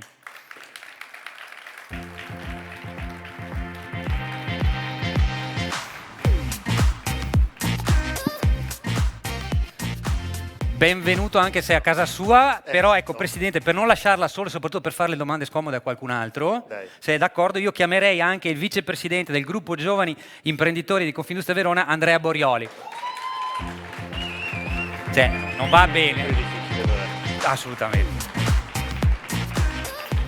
Di qua, uno a destra e uno a sinistra, eccoli qua. Allora, grazie a tutti e due. Giovani e capelli bianchi, vabbè, poi ne parliamo. Ascolta, è il colore di Confindustria Giovani. Esatto, l'abbiamo scelto apposta, Presidente, per farle fare bella figura. Assolutamente. Allora, praticità, numeri, futuro, le do un numero, Presidente, 2040, e ci aggiungo anche Verona. Verona 2040, sì, è un progetto che abbiamo messo in campo ancora 2 anni fa circa, anzi prima di me il mio predecessore Michele Bauli ha iniziato a disegnare, a immaginare, come con le attività che sono state suggerite prima, il futuro per la nostra città.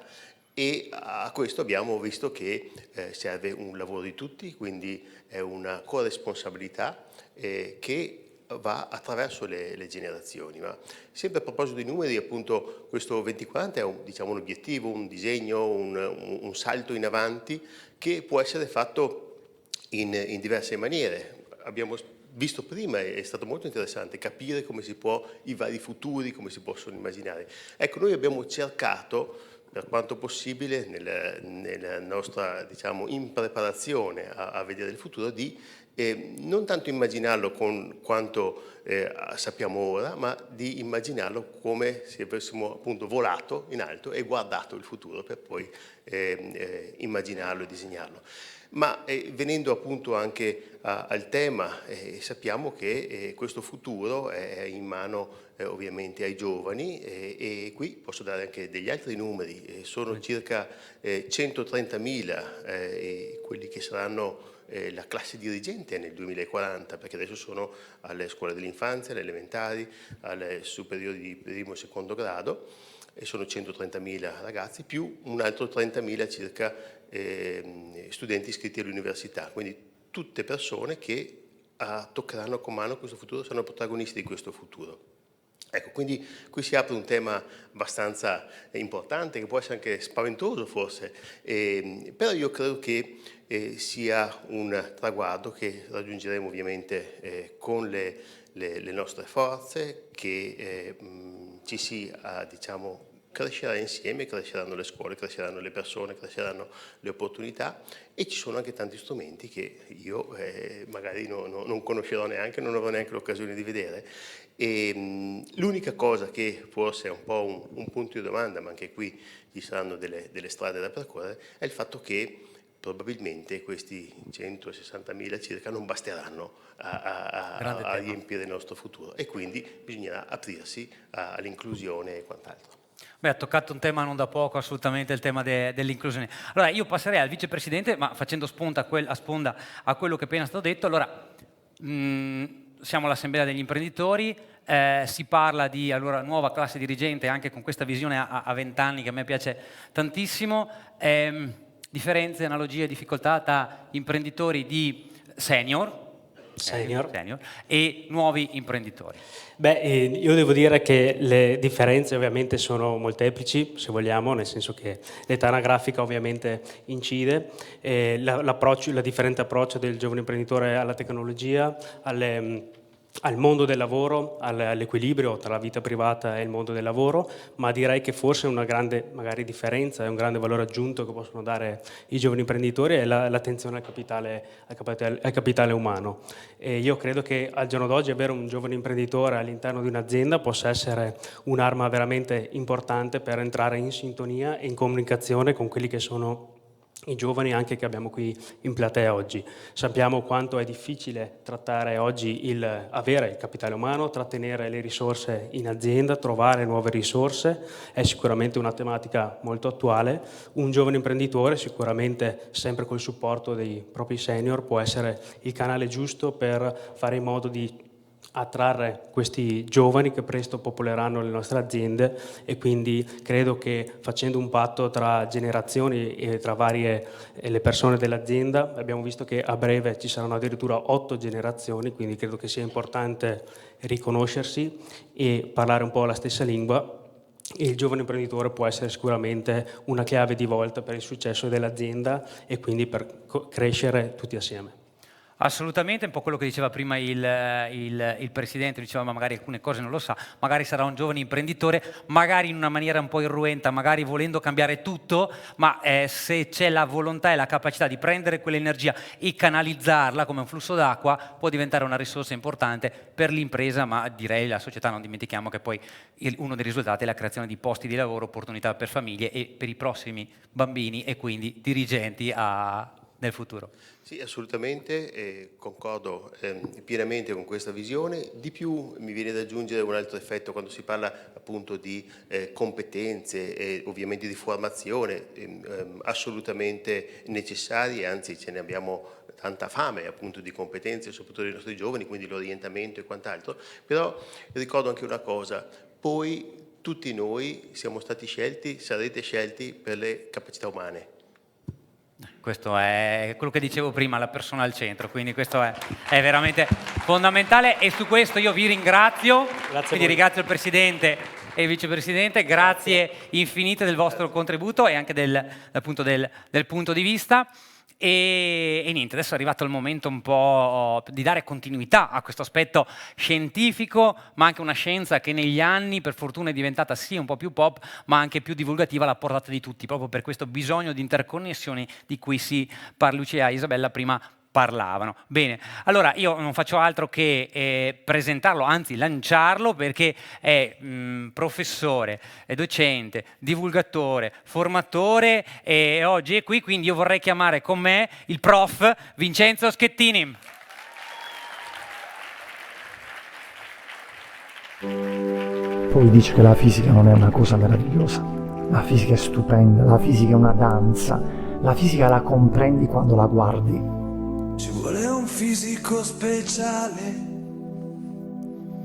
per fare quello che ti pare, perché di solito nessuno vai bene così come sei. Tu che cercavi comprensione, sai, ti trovi lì in competizione, sai.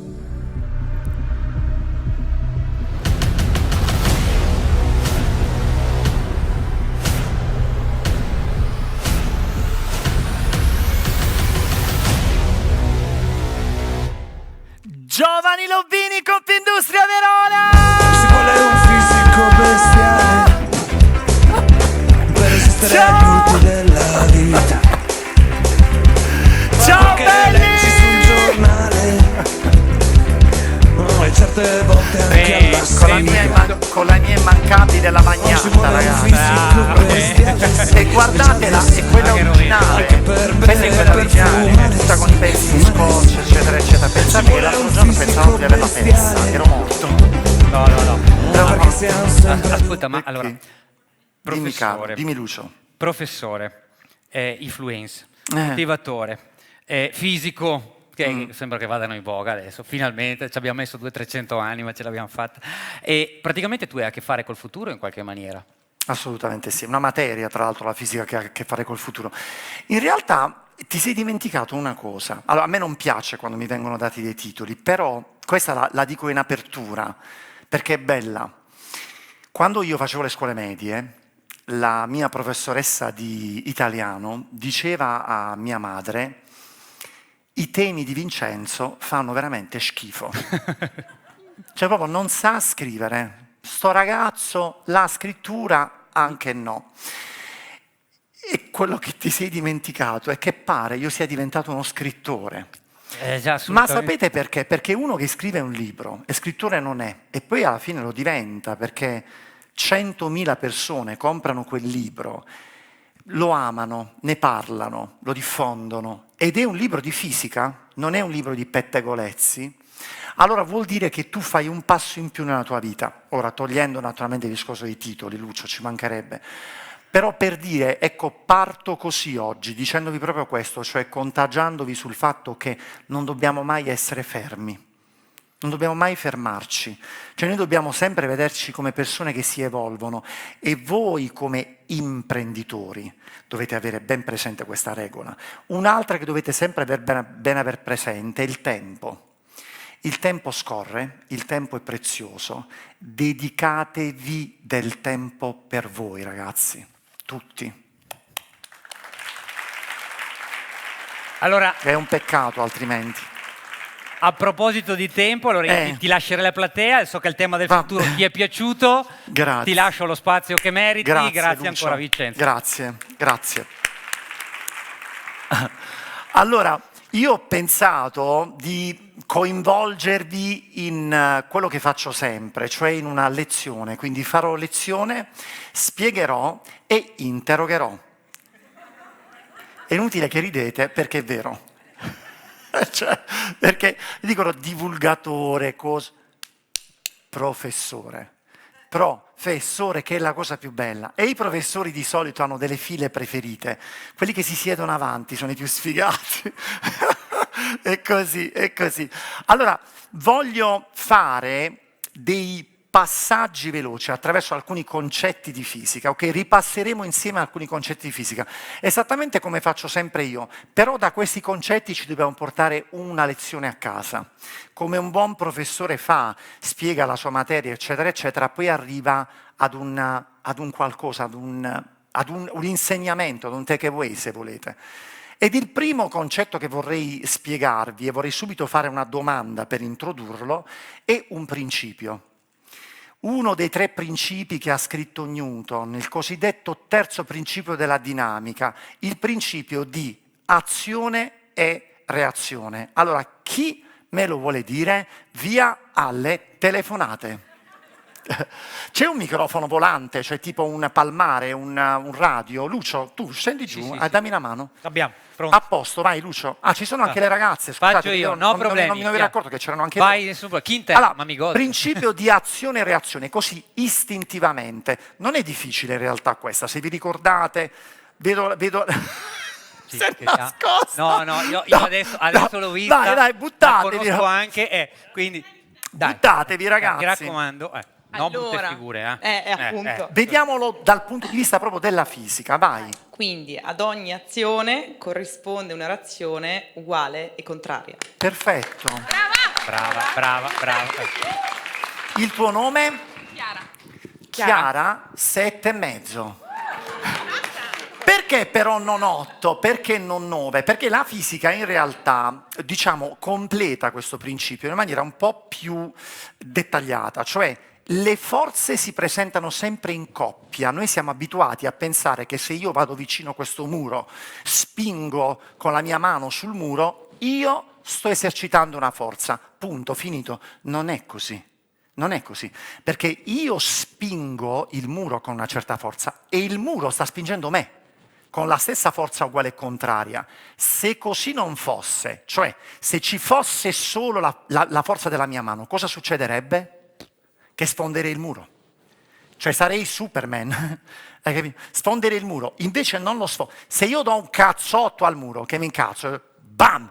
Se mi faccio male, non è per l'azione, è per la reazione. E quindi questa cosa in realtà si manifesta sempre, in ogni momento. Anche chi gioca ad uno sport viene sottoposto a questo. Allora Lucio, vai, acchiappa, vai. Ok, allora lui ha fategli un applauso, Lucio. Grande Lucio, fantastico. Allora, ripassa con me, guarda, che cosa abbiamo fatto? Cioè tu hai parato, quindi la palla ha esercitato una forza sulla tua mano e la tua mano ha esercitato una forza sulla palla da rugby, ok? E quindi tu l'hai fermata. L'azione-reazione però avviene su un'unica linea, cioè le due forze devono avere non solo la stessa direzione, si dice che devono essere collineari, ok? Devono andare sulla stessa linea. Questa ha un risvolto molto forte nella vita come concetto, quello dell'azione-reazione, però funziona diversamente. Se in fisica l'azione e la reazione sono uguali e contrarie, come ci diceva Chiara, nella vita non è così. Le cose che io vi dirò, guardate adesso, riguardano innanzitutto me come persona, no? Io sono uno molto duro con se stesso. Io ho molte aspettative su quello che devo fare e spesso sono deluso, perché mi do un da fare pazzesco. Valentina, giusto? Io mi do un da fare pazzesco in quello che faccio. Non so se vi ritrovate in quello che dirò adesso. E mi aspetto, e quella è la mia azione, e mi aspetto sempre una reazione uguale e contraria. Cioè io ho questa pretesa dalla vita e non è così. E non è così. E invece quello che insegno sempre ai miei studenti, e lo condivido oggi con voi, è di riuscire, quando facciamo le cose, a farle al meglio, punto e basta. A mettercela tutta in quello che facciamo e a non aspettarci un grazie, perché molto spesso la reazione che noi ci aspettiamo tutti quanti è «Ah, grazie che hai fatto questa cosa per me, come sei bravo, grazie mille». Io questa cosa, ad esempio, l'ho imparata da direttore di coro. Voi direte, ma che c'entri tu col coro, con la musica? Io sono musicista, sono un violinista e ho un coro da 30 anni, dirigo un coro gospel da 30 anni. Per anni mi sono sempre aspettato un grazie da loro, perché sai, tu metti insieme un gruppo, concerti, organizzi gli spettacoli, senti i comuni, fai questo e fai quell'altro e così e colà, ti carichi di tanta responsabilità pure addosso, per poi non essere neanche ringraziato. Quando io ho abbandonato e quando io abbandono l'idea di attendere la reazione, vivo meglio. Vivo molto meglio.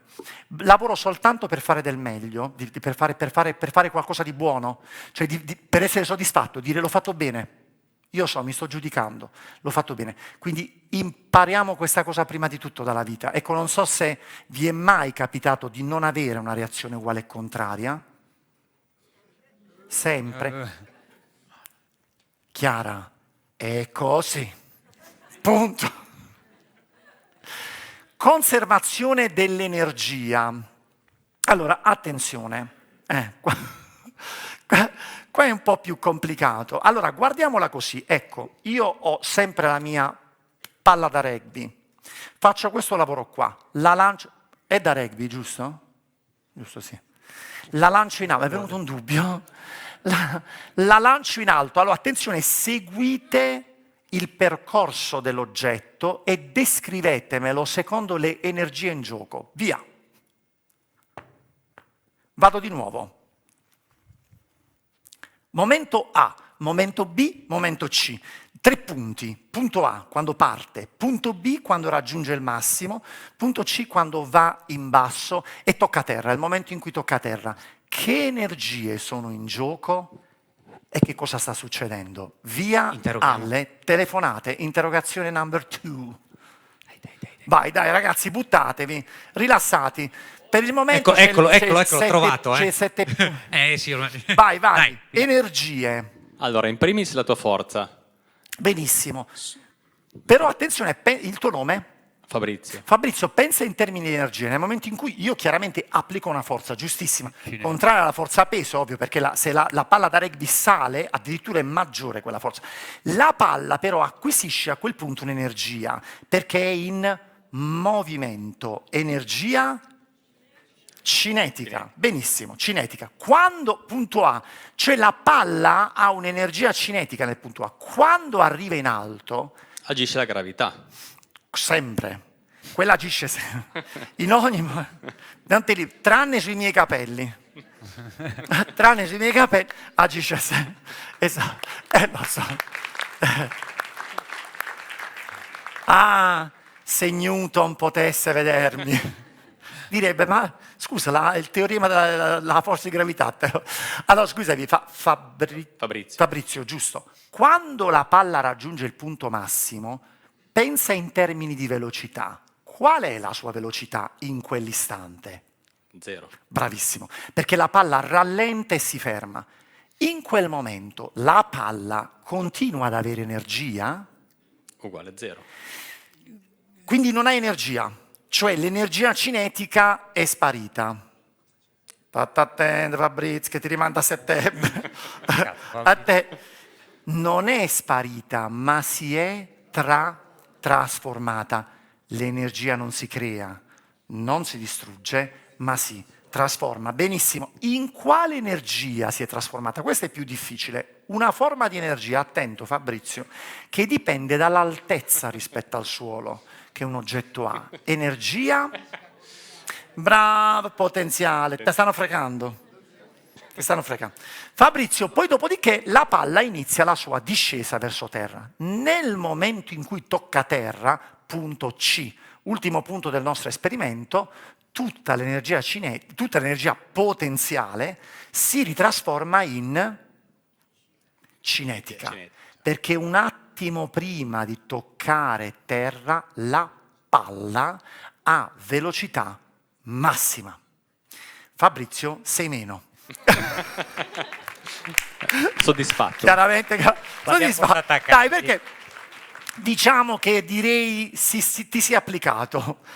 Sai, si applica, studi un poco di più. Però va bene, Fabrizio, bravo. Di cosa ti occupi, scusami Fabrizio, nella vita? Energia. No, scherzo. Fantastico. No, perché? Questa storia dell'energia, della trasformazione dell'energia, io qui potrei stare ore a parlarvi di energia, ma non è questa la sede. Però riflettiamoci. Davvero noi abbiamo la possibilità di trasformare, cioè non l'abbiamo, la fisica trasforma un'energia nell'altra. Ve ne dico due molto molto simpatiche. Da energia cinetica, un giorno la fisica si accorge che la variazione di un campo magnetico produce in un filo corrente, senza la batteria, si chiama corrente indotta. Ciò significa che se tu metti in moto un magnete, lo fai girare, energia cinetica, brava, questa la puoi trasformare in elettrica. Questa è stata la rivoluzione che ha portato l'energia elettrica nelle case di tutti noi. Come hanno fatto girare quella famosa turbina finora? Grazie ai combustibili fossili, lo sappiamo. Adesso si sta cambiando, diciamo, direzione e la transizione energetica è qualcosa di molto complicato da spiegare perché non si fa solo con la pala eolica. Però il concetto è quello, è la trasformazione. Lo stesso succede per noi. Quanta energia utilizziamo? Anzi, qual è la forma di energia che noi utilizziamo per scrivere una mail, per incazzarci, per fare una riunione, per muoverci da casa al lavoro? L'energia? Bravo, dove stai? 8:30.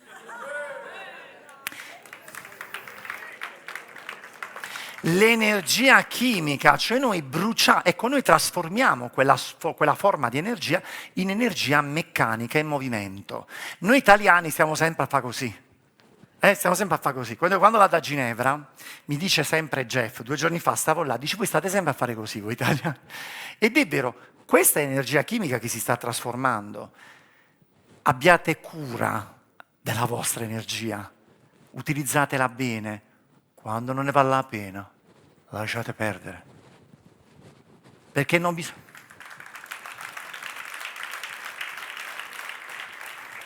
Questa è la riflessione più grossa che mi viene, perché molto spesso noi trasformiamo quell'energia chimica che abbiamo a disposizione scontatamente per progetti, persone, ambiti che non meritano tutto questo. Dobbiamo avere la lungimiranza di guardare di fronte, anche quando ci parlano bla bla bla bla bla bla bla bla bla bla bla bla. Sì. Parla. Terzo concetto, terza lezione di fisica, il baricentro. Allora, attenzione, io qui ho bisogno di 3 volontari sul palco. Guarda, questo signore se ne sta scappando. E c'ha ragione. No, c'hai ragione. Però di regola si chiede, professore, posso andare in bagno? Allora, 3 volontari arie sul palco per fare un giochetto che, brava. Sì, quello là, quello là, che stavo facendo lì, quello così. Si chiama bottle flipped. Lo vuoi venire a fare? Vieni, ciao. Un applauso a questa ragazza. Dai. Lo so che voi non lo aspettavate un convegno in Confindustria fatto in questa. Vai sul palco, vai, divertitevi. Vai sul palco, vai. Salite, mettetevi al centro, io mi metto qui, la guardo con voi questa cosa qua. Allora, attenzione, sedete e mettetevi più o meno uno al centro, altri 2 al lato, in modo da formare una figura simmetrica. Io sono fissato con le simmetrie. Mettiti un po' più che bravissimi, a posto, sedetevi a terra. Bravi, esatto. Adesso dovrete fare il gioco della battle flip. In pratica loro devono tirare sta bottiglietta e la bottiglietta deve cadere in piedi. Potete fare naturalmente tutto quello che volete con la bottiglietta. È chiaro? Io ho sete. Non so voi. Vai, cominciate. Faremo l'applauso a chi ci riesce. T'ho detto. Anche se non c'hai sete. Tanto poi vi mando in bagno, non fa niente. Allora, attenzione, ricordatevi, ora stiamo per parlare, vai, tu continua sempre, voi non vi preoccupate di me, stiamo per parlare di baricentro. Tra l'altro il baricentro è un concetto di fisica fondamentale, molto importante, se fra voi ci sono per esempio degli ingegneri edili, quasi civili, potranno capire quanto è fondamentale questo concetto. Che per i giovani studenti a scuola che fanno anche sport è di primaria importanza il concetto di baricentro. No, se avessi chiamato 3 bambini di 8 anni l'avrebbero fatto in 4 secondi. Ragazzi. La papà! Il tuo nome? The winner is Pietro! Allora, scusa Lucio, portiamo un attimo un microfono sopra, ragazzi, un microfono per loro. Allora, attenzione Pietro, tu hai fatto una cosa che, i vostri nomi, perdonatemi, sono stato scortese, Paola, Valeria, che Paola e Valeria credo non abbiano fatto. Valeria, tira su una bottiglia, fammi vedere. Ah no, tu in realtà te la sei bevuta, tu niente, però te sei fissata, te sta bottiglia. Allora, Pietro, che hai fatto? Perché l'hai bevuta? Un po'. Perché ho fatto moltissimi battle flip in passato, quindi...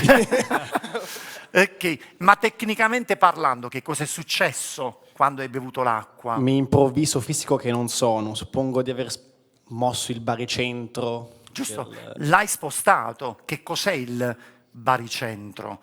È il punto in cui si applica la forza peso del corpo. Normalmente il nostro baricentro è più o meno all'altezza dell'ombelico e noi siamo fatti di ossa, di carne, di acqua che hanno densità differenti. Quindi a seconda della densità e della forma di un oggetto, per esempio immaginate un oggetto simmetrico, più o meno, non è che ne siamo così, noi siamo il gobbo di Notre Dame, quindi più o meno il baricentro è centrale, ok? Nella bottiglietta, Pietro, quando è intera, tutta con l'acqua, il baricentro è in alto. Molto più in alto, no? Centrale, eccetera, eccetera. Bevendo l'acqua tu lo hai abbassato e quindi hai permesso alla bottiglietta di andare in equilibrio in maniera molto molto più semplice.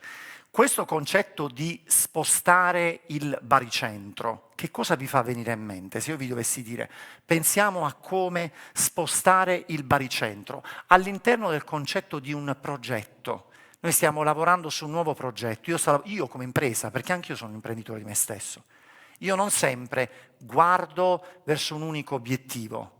Ditemi, questa è vi sto coinvolgendo nel dirmi questo, magari mettetevi vicini, avvicinatevi tra di voi, cioè siete sempre focalizzati su un determinato obiettivo, lo cambiate, lo spostate e perché? Credo che sia una questione di ottimizzare le risorse, quindi andare a concentrare laddove è più importante mettere il peso, così da massimizzare poi alla fine l'output finale. Ecco. E questo vi capita di farlo? Cioè vi succede? Beh, in realtà è l'unico modo nelle aziende per riuscire a raggiungere un risultato, perché distribuendo tutte le risorse su ogni progetto non si riuscirebbe, ottimizzando su ciò che è la priorità, ciò che conta veramente, si riesce poi a far atterrare il progetto. Questa è bella, questa metafora dell'atterrare. Considerate una cosa importante, che prima si parlava un attimo fa, anzi abbiamo parlato finora di futuro. Il futuro, il digitale, noi lo stiamo appena vedendo come interazione, come coinvolgimento, cioè del digitale non abbiamo ancora visto nulla. Io sono di fronte a giovani imprenditori, non sono di fronte a studenti. Agli studenti avrei detto occhio a ChatGPT, occhio all'intelligenza artificiale, lasciate perdere. Se io mi fossi trovato di fronte a ragazzi di scuole medie e barra superiore avrei proprio detto questo. In questo caso invece dico esattamente il contrario. Attenzione alle opportunità che si stanno aprendo. Quello spostamento del baricentro è necessario per un'azienda oggi.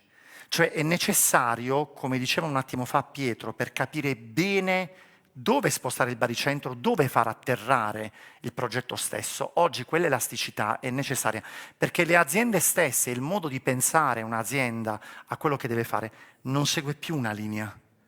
Se tu segui una linea oggi, perdi tutto quello che c'è intorno, che è incredibilmente variabile.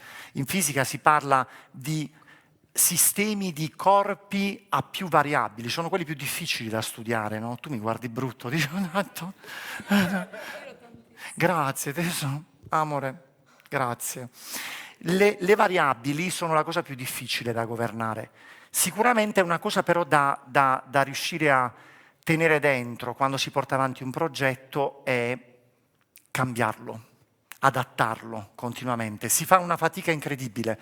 Non so se vi state ritrovando in quello che sto dicendo, se volete magari... Prego Paola, giusto? Sì, Paola. Vai. Io non sono di questo ambiente, sono una mamma semplicemente, e vedo che comunque portare il baricentro tutti i giorni in una famiglia è veramente come bere, come ha fatto lui, bere un goccio d'acqua tutti i giorni per cercare di bilanciare gli orari, per bilanciare i ragazzi che hanno le loro esigenze, le mie esigenze, le esigenze di mio marito e cioè è un lavoro che veramente facciamo noi mamme in generale, anche le donne che lavorano. Questo baricentro lo portiamo tutti i giorni, anche se non sono una fisica, non sono una studiosa, però seguo tantissimo le tue lezioni. Grazie. Sì. Paola, hai detto una cosa che va sottolineata: spostare il baricentro all'interno di una famiglia, molte di voi appunto sono mamme, sono mogli, eccetera, eccetera, la fatica è doppia. La fatica è doppia. E lo spostamento del baricentro all'interno di una famiglia, se mi posso permettere, questa è molto carina anche come cosa, va fatto perché non sempre quando si è all'interno di una famiglia bisogna ascoltare una persona, c'è qualcuno che sta soffrendo di più in un certo periodo. Io ricordo un periodo della mia vita, quando ero un ragazzo, quando ero adolescente, io ho passato un periodo molto, molto difficoltoso, molto difficile. Ne sono uscito grazie al fatto che mio fratello, che era più piccolo di me, è riuscito a ricreare quell'equilibrio di cui tu stavi parlando. Il baricentro, fortunatamente, si è spostato su lui. Ed è stato lui, quindicenne, che è riuscito a dare una mano ai miei genitori, che sono stati presi all'improvviso da quelle che erano i miei dubbi, le mie paure come adolescente. Quindi quello che tu hai detto come mamma è molto forte, molto profondo. Quel come grazie che messaggio. diceva lei prima, e noi mamme di solito a fine giornata non ce lo aspettiamo. Però a volte sarebbe anche più bello da tutto il resto della famiglia ricevere qualche grazie, però noi andiamo avanti lo stesso. Grazie, grazie. Un applauso. Naturalmente 7,5 a tutte e tre, a Pietro mezzo voto in più perché è riuscito a fare la challenge. Andate ragazzi, grazie. Sì, puoi lasciare là Paola, tranquilla. Ok. Ah, fantastico. Altro esperimento, altra corsa. Parliamo di quello che non sto facendo più io da un po' di tempo, che non riesco più ad andare in palestra. Di forze, ecco, torniamo a parlare di forze. In questo caso parliamo di forza elastica. Valentina, acchiappa di qua, facciamo l'esperimento insieme. Ok, tu devi stare fermo, non ti preoccupare. Allora, guardate, questo elastico, no, non ti succede niente. Tu l'ultima volta che però che tieni, penso, bam, ti arriva la molla in mano. Questo elastico ha una certa lunghezza. Se tu stai ferma, applico una forza, l'elastico si allunga. Io sto applicando una forza, disegnatela questa forza, verso dove agisce la forza che sto applicando io? Interrogato tu, ma sto scherzando, verso dove agisce questa forza? Verso dove agisce? Attenzione, la sto applicando io, verso dove agisce? Verso me, brava, ti chiami? Nitia, bellissimo, Nitia. Se dovessi firmare al firmacopie un libro sarebbe un first il tuo, perché è la prima volta che firmi. Ma c'è in gioco solo questa forza? Torniamo ancora una volta a quello che stavamo dicendo prima. Terzo principio della dinamica. La fisica dice no, le forze sono in coppia. Che altra forza c'è in gioco in questo momento? Allora, lasciate perdere Valentina, facciamo finta che Valentina... Niente, ignoratela.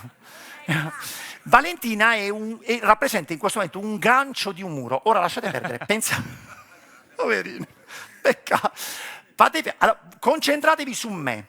Io sto tirando verso di me, ma l'elastico tira dall'altra parte. Attenzione, terzo principio, una forza, azione e reazione. C'è sempre. Fatto sta che se io dovessi togliere le mani all'improvviso, anche no, perché sarebbe presente solamente in quel momento la forza elastica. È chiaro? Questa forza è, attenzione, proporzionale all'allungamento della molla, che vuol dire più forza applico, più la molla si allunga. Ma c'è da dire anche un'altra cosa. Le molle e gli oggetti deformabili hanno una loro costante elastica. Cioè, pensate alla molla della Biro, clic clic, la Biro, no scusatemi, quelle penne a clic, no? È molto leggera. Pensate all'ammortizzatore di un'auto, è molto più dura, quindi cambia questa costante elastica che è legata al materiale di cui è fatto il corpo deformabile. Che concetti io personalmente tiro fuori da qua? Che intanto quando si lavora all'interno di un'azienda, all'interno di un progetto, c'è sempre una costante elastica diversa. Io come me ne accorgo di queste cose? Mo' vi devo raccontare sto fatto. Vi dicevo prima, sono musicista, no? E ho sempre avuto il sogno, mamma, di mettere su uno spettacolo di fisica, ok? Che è un po' quello al quale state assistendo, ma è una cosa più grande, con luci, colori, schermi, musica, violino, cose, fisica, per parlare di fisica. Questa cosa io l'ho messa su, dovevo dirvelo alla fine della lezione, ma non fa niente, ve lo dico ora.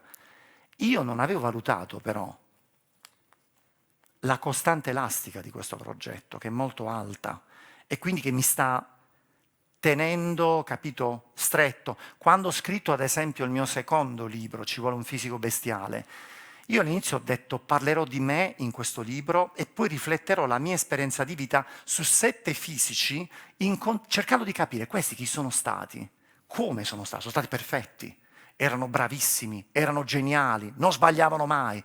No, ho scoperto 7 persone imperfette. 7 persone che hanno sbagliato continuamente, 7 persone che avevano davanti a loro progetti e idee di costanti elastiche completamente differenti. Vi faccio l'esempio di una.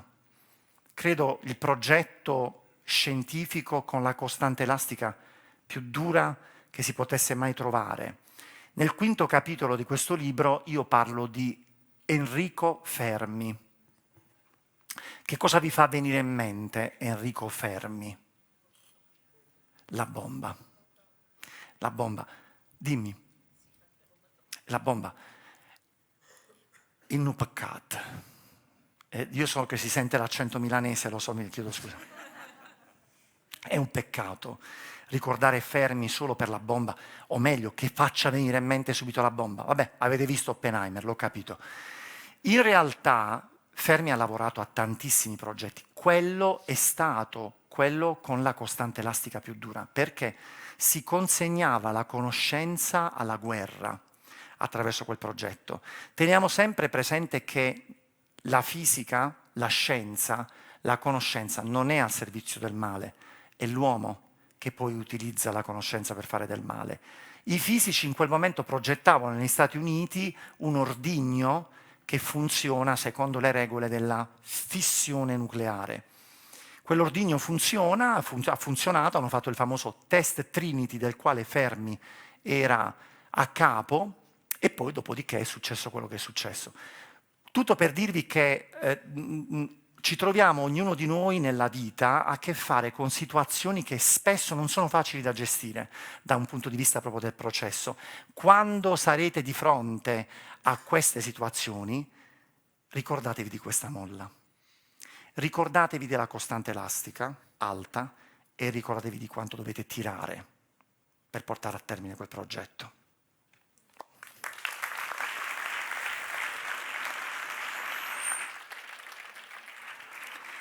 Nel frattempo ringrazio i tecnici bravissimi che non stanno facendo fischiare il microfono quando passo, perché potrebbe esserci Larsen. Ah, attenzione, questo è bellissimo. Il principio di inerzia. Allora, interroghiamo che cos'è l'inerzia? Dai ragazzi. Che cos'è l'inerzia? Scusami? Bravo, bravo, stai recuperando, aspetta. La ripetiamo perché non si è sentito. Era Fabrizio, è vero, Fabrizio, scusami. Allora, l'innata tendenza di un corpo a rimanere fermo o addirittura a conservare il suo stato di moto. Perché uno pensa sempre all'inerzia come l'oggetto che è fermo. In realtà, voi pensate, noi siamo tutti in un pullman. Fate finta che siamo un pullman, no? Fabrizio, attento. Io sono l'autista. Stiamo andando, stiamo fermi, l'autobus è fermo, voi che fate? State fermi, ok. Io sto andando a 100 km all'ora, siamo in autostrada, si può. 100 km all'ora. 100, velocità costante. Voi che fate? State fermi. Paola deve andare al bagno. Paola, alzati. Non andare al bagno, mettiti più qua, scusa Paola. Allora, Paola decide, invece di andare al bagno, dice, sai che c'è? Faccio un salto in alto. Salta. Ok. Questo succede nel pullman che va a 100 km all'ora? Ritorna lì? E invece sì. Sì.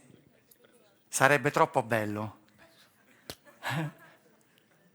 Se non succedesse questo, tu immagini il bagno là dietro, Paola salterebbe e sarebbe già davanti alla porta del bagno. Succede proprio questo. Perché? È l'inerzia. Il corpo di Paola sta andando a 100 km orari. Esattamente. Infatti, tu come ti chiami? Nitia. Ah, è vero, Nitia, hai ragione, che ti devo firmare il libro. Nitia sta seduta alla panchina, ok? Vede il pullman passare. Il pullman va a 100 all'ora. Vede Paola in piedi. Paola la vede andare a 100 all'ora. Ok? Ma se io all'improvviso, ti puoi sedere, scusami Paolo, che sennò te ne vai a terra, ma se io dovessi frenare all'improvviso, voi immaginate che io faccio una bella frenata, no? Vedo un cane che passa, devo fare una frenata, dobbiamo simulare la frenata, attenzione, 3, 2, 1, frena, vai! Succede questo, ve ne andate tutti in avanti. Perché ve ne andate in avanti? Fabrizio, ce lo devi dire tu, perché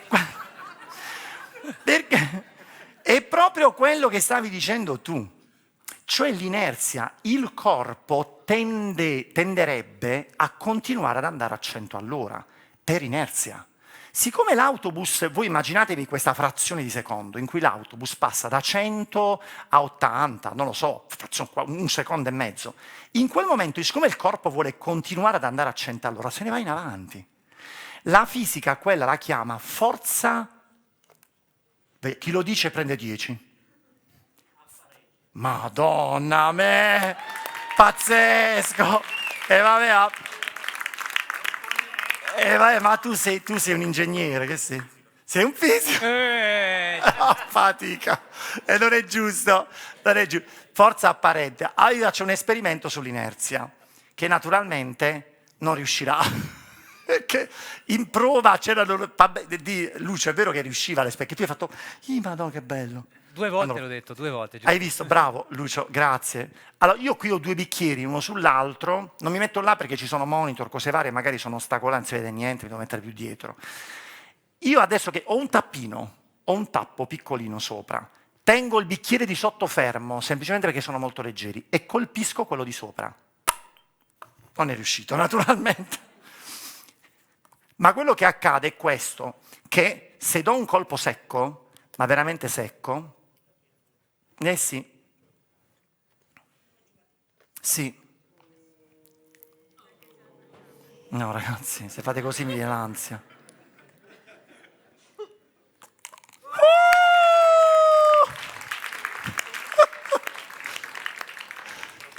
Questo lo faccio lunedì in classe. Mi è venuta l'idea per il reel nuovo. Perché succede questo? Pensa Fabrizio al discorso dell'inerzia, cioè il tappino per inerzia tende a rimanere fermo, è chiaro, cioè questa forza è talmente impulsiva, talmente improvvisa che non è neanche diretta al tappino, il tappino rimane fermo, boom, e se ne cade giù.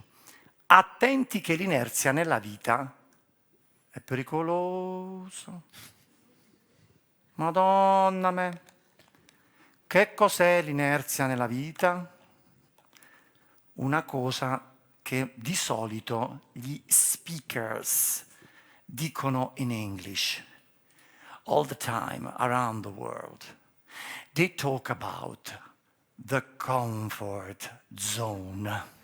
Che quando io non so come dirla in italiano, però renderebbe me la comfort zone, la comfort zone, la comfort zone.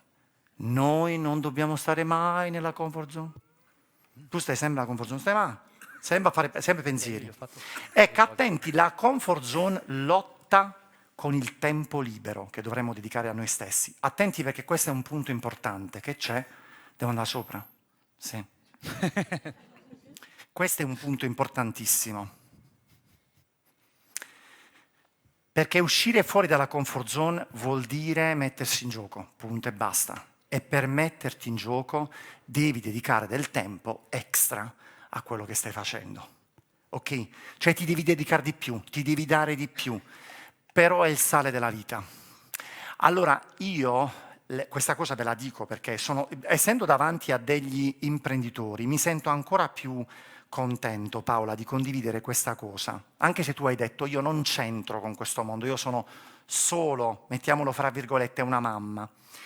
Quando ho iniziato questa avventura, quando ho cominciato a fare le mie live in YouTube, io sentivo che avrei raggiunto più gente, ma non avrei mai immaginato di creare una vera e propria rivoluzione per la conoscenza e questo mi fa molto piacere. Da un altro punto di vista, ovviamente, io ho detto ok, io adesso sto uscendo dalla comfort zone. Un professore che fa lezione alle 4 del pomeriggio in YouTube e dovrebbe stare a casa a fare i fatti suoi, esce dalla comfort zone. Un professore che se ne va a Ginevra a fare film a destra e a manca e fa video per mandarli in Italia, cioè, esce dalla comfort zone. Io sono uscito continuamente da quel momento dalla comfort zone. È arrivato il momento in cui sono passato da essere Vincenzo ad essere imprenditore di me stesso. E ho potuto, non so se qualcuno di voi ha fatto la stessa esperienza, passare da essere una persona che lavora nel mondo del pubblico, che ha delle regole, che ha dei modi di vivere la vita, a quello dell'imprenditoria. Cioè io prima, quando avevo il raffreddore, mi mettevo in malattia. Io ho sempre avuto soltanto un difetto, che mia madre, professoressa come me, si è presa 3 giorni di malattia in 40 anni. Cioè, nel senso, perché voleva sempre andare a scuola? Anche io quindi ero abbastanza uncomfortable, però te metti e ti prendi malattia. Se tengo un raffreddore mo? E che devo fare? Mi soffio il naso. E finisce la storia.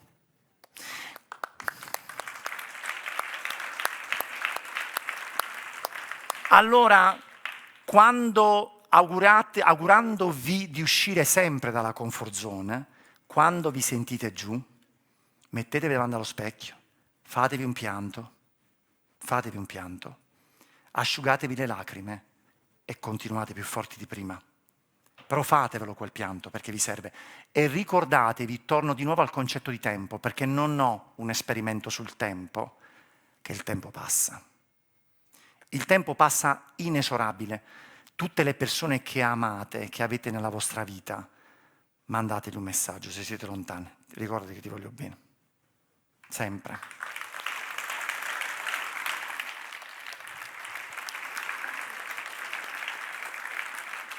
Ultimo argomento che ci tengo tantissimo a fare, esperimento mentale. Attenzione, chiudete gli occhi. Apriteli. Chiudeteli. Apriteli. Questo era solo per vedere se mi seguivate. Adesso veramente chiudete gli occhi e fate quello che vi dico, perché vi farò immaginare una situazione. Chiudeteli. Perfetto, siete a mare. Madonna che bello. Entrate in acqua e iniziate, vi mettete una maschera, perché andrete in immersione, a scendere giù nelle profondità. 1 metro, 2 metri, 3 metri. Che state sentendo intorno a voi? Come niente. Pressione, bravo. Esperimento finito, aprite gli occhi. La pressione, che cos'è? È una grandezza fisica che descrive la forza su una determinata superficie, è proprio il rapporto tra forza e superficie, si misura in Pascal. La pressione però è un concetto importante che noi comprendiamo, ad esempio, quando andiamo a mare, perché sentiamo questa pressione su di noi, la sentiamo continuamente. Perché ci immergiamo e sentiamo, ecco, non so, le orecchie tapparsi, queste cose qua, l'avrete tutto, e non riesce a scendere sotto una certa profondità. Attenzione, devi tornare su. Tecnicamente, che cosa è dovuta a questa pressione? Come può essere calcolata? Con una legge che si chiama legge di Stevino. La pressione è direttamente proporzionale alla colonna di fluido che è sopra di te, alla densità di quel fluido. Ricordatevi, in fisica i fluidi sono liquidi o gas, e l'accelerazione di gravità è la costante di proporzionalità. Sentiamo questa pressione sott'acqua, ma attenzione che la pressione è anche quando siamo qui in questa stanza, dove c'è sopra di noi la colonna d'aria, la cosiddetta pressione atmosferica, brava, che vale tanto, so 100.000 pascal.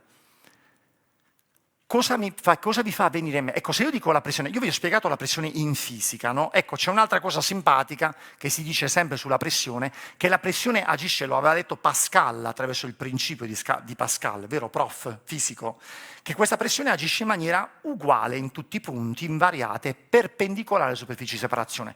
Detto in maniera molto semplice, se gonfi un palloncino, questo palloncino si espande e la pressione agisce in tutti i punti nella stessa maniera. Lo vedreste altrimenti deformato. Che vi fa venire in mente invece la pressione pensando alla vita di tutti i giorni?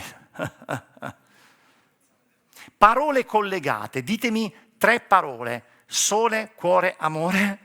3 parole, la pressione, stress, richieste, scadenze, carico. Avete tutti descritto cose che hanno a che fare con il tempo. Torniamo sempre là, c'è sempre poco tempo per fare le cose, scadenze, stress, è tutto molto molto compatto, è tutto molto corto. Ed è effettivamente proprio così. Però non ci accorgiamo che la pressione è anche l'interazione degli altri. Anche quello crea pressione. Cioè quando qualcuno interagisce con te, quella persona sta creando una certa pressione che può essere positiva o negativa, sia da un punto di vista fisico che da un punto di vista proprio, se vuoi, allegorico, metaforico. Cioè la pressione sono gli altri. Sono gli altri. Non sei tu. È il punto di vista degli altri. Sbrigati, muoviti, non c'è tempo, dobbiamo fare così, colà. Ma non si può fare tutto quello che si può fare in un tempo in cui questa cosa è irrealizzabile. Vanno riconvertite le cose, vanno ridiscusse, vanno rimesse sul tavolo, vanno allargate, perché è una gara altrimenti. Io me ne accorgo a scuola. Noi a scuola viviamo di pressione. La scuola è diventata il fai. C'è qualche studente giovane qua che lo può dire? Tu quanti anni hai? 15. Tu fai quindi proprio scuola in pieno. Invalsi, prove parallele, progetti, è vero? Taglia e cucito, tutto si fa a scuola. Perché? E si crea pressione, si sta creando pressione. Questo è sbagliato, questo è un punto di vista molto sbagliato e mi sento di dire, traduciamo tutto questo in qui e ora. Ok, perfetto, respiriamo, andiamo avanti, ciò che si farà, si farà. Se non si conclude una cosa in un certo tempo, non si conclude, avremo imparato qualcosa, avremo imparato probabilmente che quello che ha portato a quel processo, a quella conclusione, che non è andata come volevamo, va rivisto. C'è da rivedere qualcosa in quel processo, cosa non ha funzionato, ma non viviamo in questa maniera il lavoro, perché questo diventa... Io ad esempio sono abituato a fare tante cose contemporaneamente, è lo stesso per voi? Ok, quando io mi dico fai queste cose, le devi fare, se no sei un cretino, perché a volte io me le dico queste cose, sto già partendo male. Me la sto creando io quella persona. Sono io che mi creo da solo quello stress di cui parlavate. Invece io tendo a dirmi, ok, mi hanno dato delle scadenze, però io le cose le devo fare bene. Devo avere dei tempi, le devo fare bene.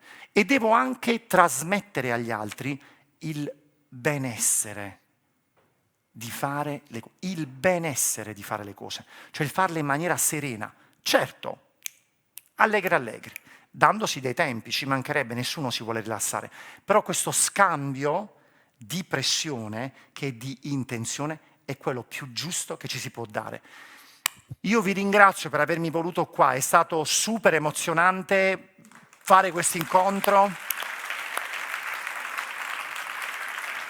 Grazie mille, grazie a te, grazie per questa esperienza. fammi parlare bene sempre della fisica, visto che sembra che mezza sala sia un fisico, quindi meglio Molto così. preparati, devo dire, però, Li abbiamo istruiti per non far brutta figura, insomma.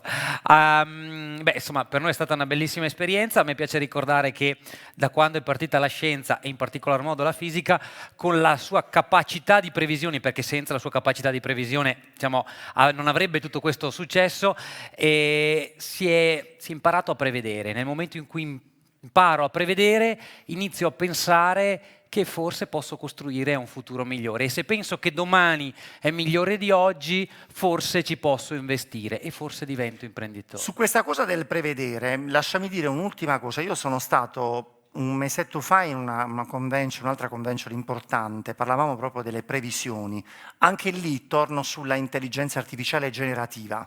Forse ne avrete parlato o ne avete mai sentito parlare? Questo è un altro tipo di intelligenza artificiale, quella che fa le previsioni su quello che si deve fare. Certo. E credo che quella sarà una cosa fondamentale all'interno di un'impresa. Se io sono uno che parla male della chat GPT, se volete, per la scuola, perché quando sento il ministero che dice siamo orgogliosi di portare chat GPT nella scuola, io ho risposto anche no, non abbiamo bisogno di chat GPT, abbiamo bisogno di ragazzi che imparino a studiare, quello abbiamo bisogno a scuola, punto, stop, che imparino a fare un problema, che imparino a scrivere un tema e che si sentano anche dire che fai schifo a scrivere quel tema, quello che vi dicevo prima, se lo sentano dire, perché magari poi ci proveranno di nuovo se quella è la loro strada. Per le imprese invece no, cioè lì mi sento di dire che si sta aprendo una partita che non abbiamo idea di quanto sarà importante nel futuro, quindi su questo facciamo molta attenzione. Credo che le sfide, lo abbiamo visto prima e tu ce lo ricordi, sono e saranno molteplici e molto dense. Vincenzo, io ti ringrazio, prof, ti ringrazio. Io ricordo che dopo c'è la possibilità di avere il libro, avere anche il tuo autografo, abbiamo già la prima in lista. Mi pare di aver capito che sarò là. Posso sì, dare un ultimo avviso, quello del teatro, lo stavo dicendo prima. Sono a Verona, io torno a Verona il 5 gennaio al Teatro Nuovo, con questo spettacolo che si chiamerà La fisica che ci piace, la lezione show. Mi dispiace solamente dire questo, che sono rimasti un 30 biglietti. Meglio, quindi se andate su Ticket One trovate una... Sì, perché è stato venduto tutto. Verona è stata velocissima, come anche Milano. Sono state città che hanno polverizzato i biglietti. E spero di vedere mamme, ragazzi insieme, nonne, nonni, cioè insegnanti. Spero di vedere nuclei familiari per interrogarvi tutti quanti. Grazie! Grazie Giovani Confindustria. Ciao, grazie, è stato un piacere. La lavagnetta, non vorremmo essere artefici della mancanza della lavagnetta, è come la numero 1 di Paperone. Allora, bene, insomma, dopo l'ultimo ripasso ci tenevamo, stiamo andando in conclusione e quindi è mio dovere, orgoglio e gioia chiedere insomma, vi avevo promesso dei presidenti, adesso ho la presidente, di venire su alla presidente Valentina Gagliardo, presidente di Confindustria Giovani Imprenditori Verona. C'era il jingle. Grazie. No, c'è il jingle. C'era, grazie. Ciao Lucio. Allora, intanto grazie personale per avermi coinvolto sia su queste tematiche sia su questa assemblea. Dopo tanti anni di Confindustria fa sempre piacere. Ho visto anche una bella platea, mi hanno detto prima che ci sono 5-6 generazioni presenti. Questo credo che non si sia mai visto in un'assemblea, quindi questo è un bel applauso a te, al tuo team e a tutti quanti. Mi ha detto di essere pratico, pragmatico, lo sono anche con te, quindi adesso perché questo tema, perché tutta sta roba, perché hai voluto fare questo? Grazie, è un'ottima domanda. E diciamo che per chi non conosce il gruppo giovani di Confindustria Verona, noi abbiamo una missione tra tante, che è quella di creare progetti, occasioni e momenti in cui la scuola e l'impresa si incontrano, parlano, si conoscono, e questo è uno di quello, perché il problema cos'era? Dov'è che troviamo una cosa che non è banale, che non è sempre quella, che è innovativa, che però non è troppo innovativa, che coinvolga tutti, e qual è? Domani, il futuro. E quindi abbiamo iniziato a ragionare sul futuro. Io ti lascio la Beh, come è ma giusto puoi che anche sia. stare qui con me. Come preferisci. Vai, dai, è giusto così, Ok. è giusto così, non ti preoccupare. Beh, diciamo, mi sono presa un po' di appunti quando durante l'incontro di oggi ho raccolto un sacco di stimoli, infatti ringrazio tantissimo i nostri ospiti perché neanche briefandoli saremmo riusciti a essere ancora così incisivi. E di fatto vi ho anticipato, uno dei valori, anzi delle missioni dei giovani imprenditori è quello di dire ok, proviamo a parlarci tra istituzioni, e questo è stato un caso. Abbiamo un'istituzione scolastica qua presente, abbiamo un'istituzione imprenditoriale, abbiamo anche altre istituzioni. E che cos'è l'unico collante che ci tiene vicini e che ci tiene uniti? Probabilmente il fatto di parlarci, probabilmente il fatto di conoscerci. E come giovani imprenditori, Andrea Borioli l'ha detto prima, il nostro compito qual è? È quello di cancellare quel modo, ai miei tempi si faceva così, e tramutarlo in una domanda: e adesso com'è che si fanno le cose? Quindi continuare ad aprirsi, continuare a farsi domande, continuare a capire chi c'è intorno a noi. E vi faccio un esempio: io sono una millennial e chi è millennial come me probabilmente è entrato nel mondo del lavoro negli anni 2008-2010, degli anni che qualcuno di voi si ricorda. Quelli buoni. Esatto, quelli buoni.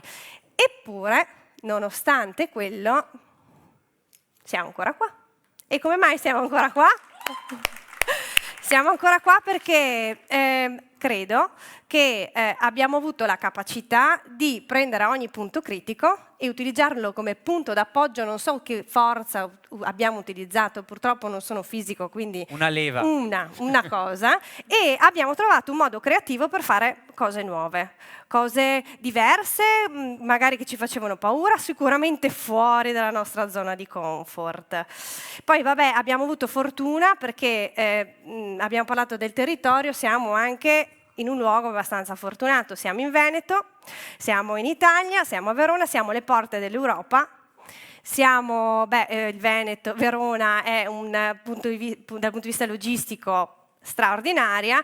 Il Veneto, tra le altre, è una delle 3 regioni italiane con il più alto tasso di brevetti depositati e mi dicono anche avere un altissimo tasso di imprenditori. Si parlava una volta di 1 ogni 10 persone, quindi tantissimi.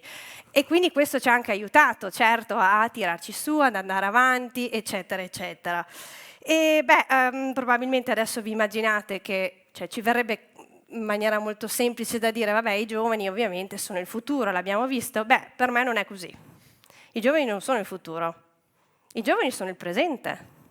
Oggi abbiamo visto che se non lavoriamo su quello che abbiamo adesso, e non su quello che non c'è, ma su quello che abbiamo adesso, il futuro non possiamo minimamente immaginarlo.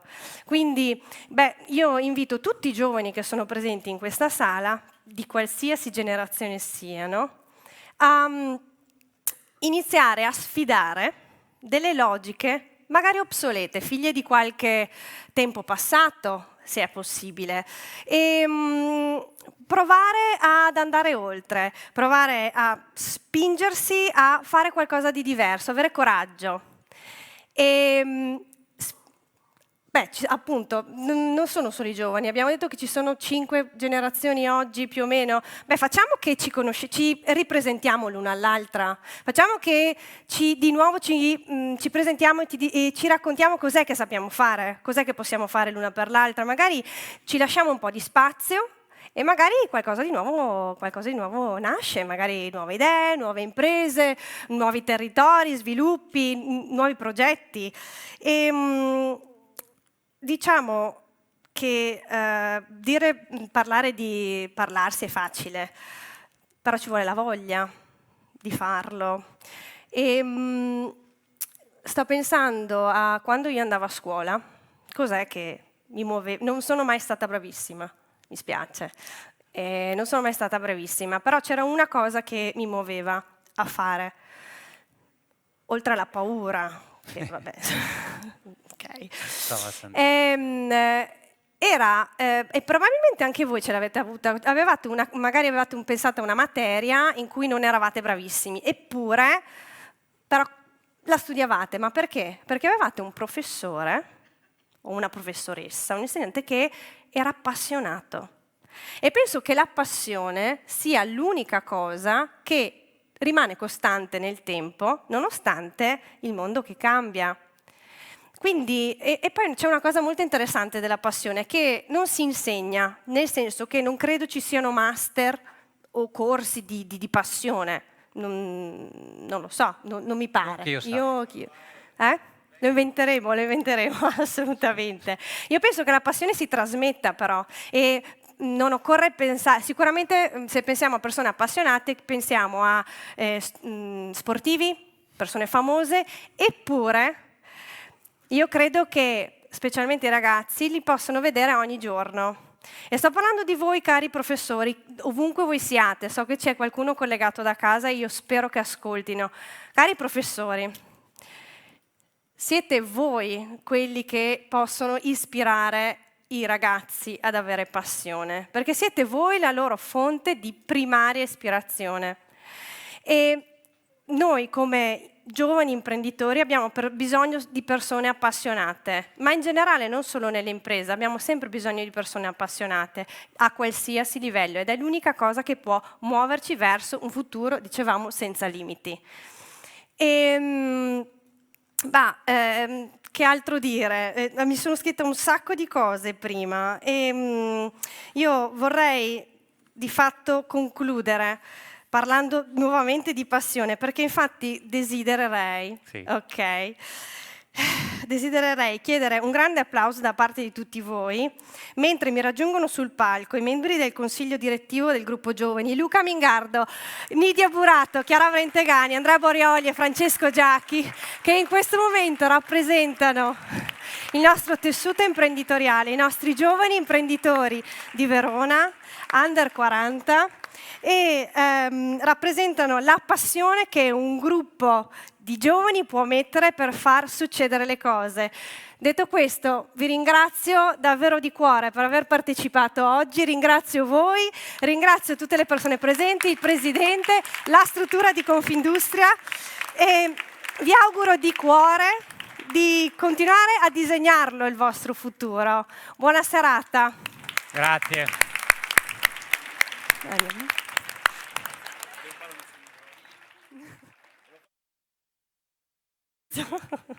Si sente?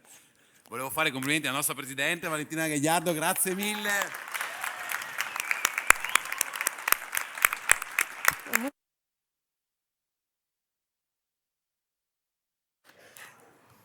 Basta. Possiamo andare a casa. Grazie. Grazie a tutti quanti, grazie per la presenza e buon futuro a tutti.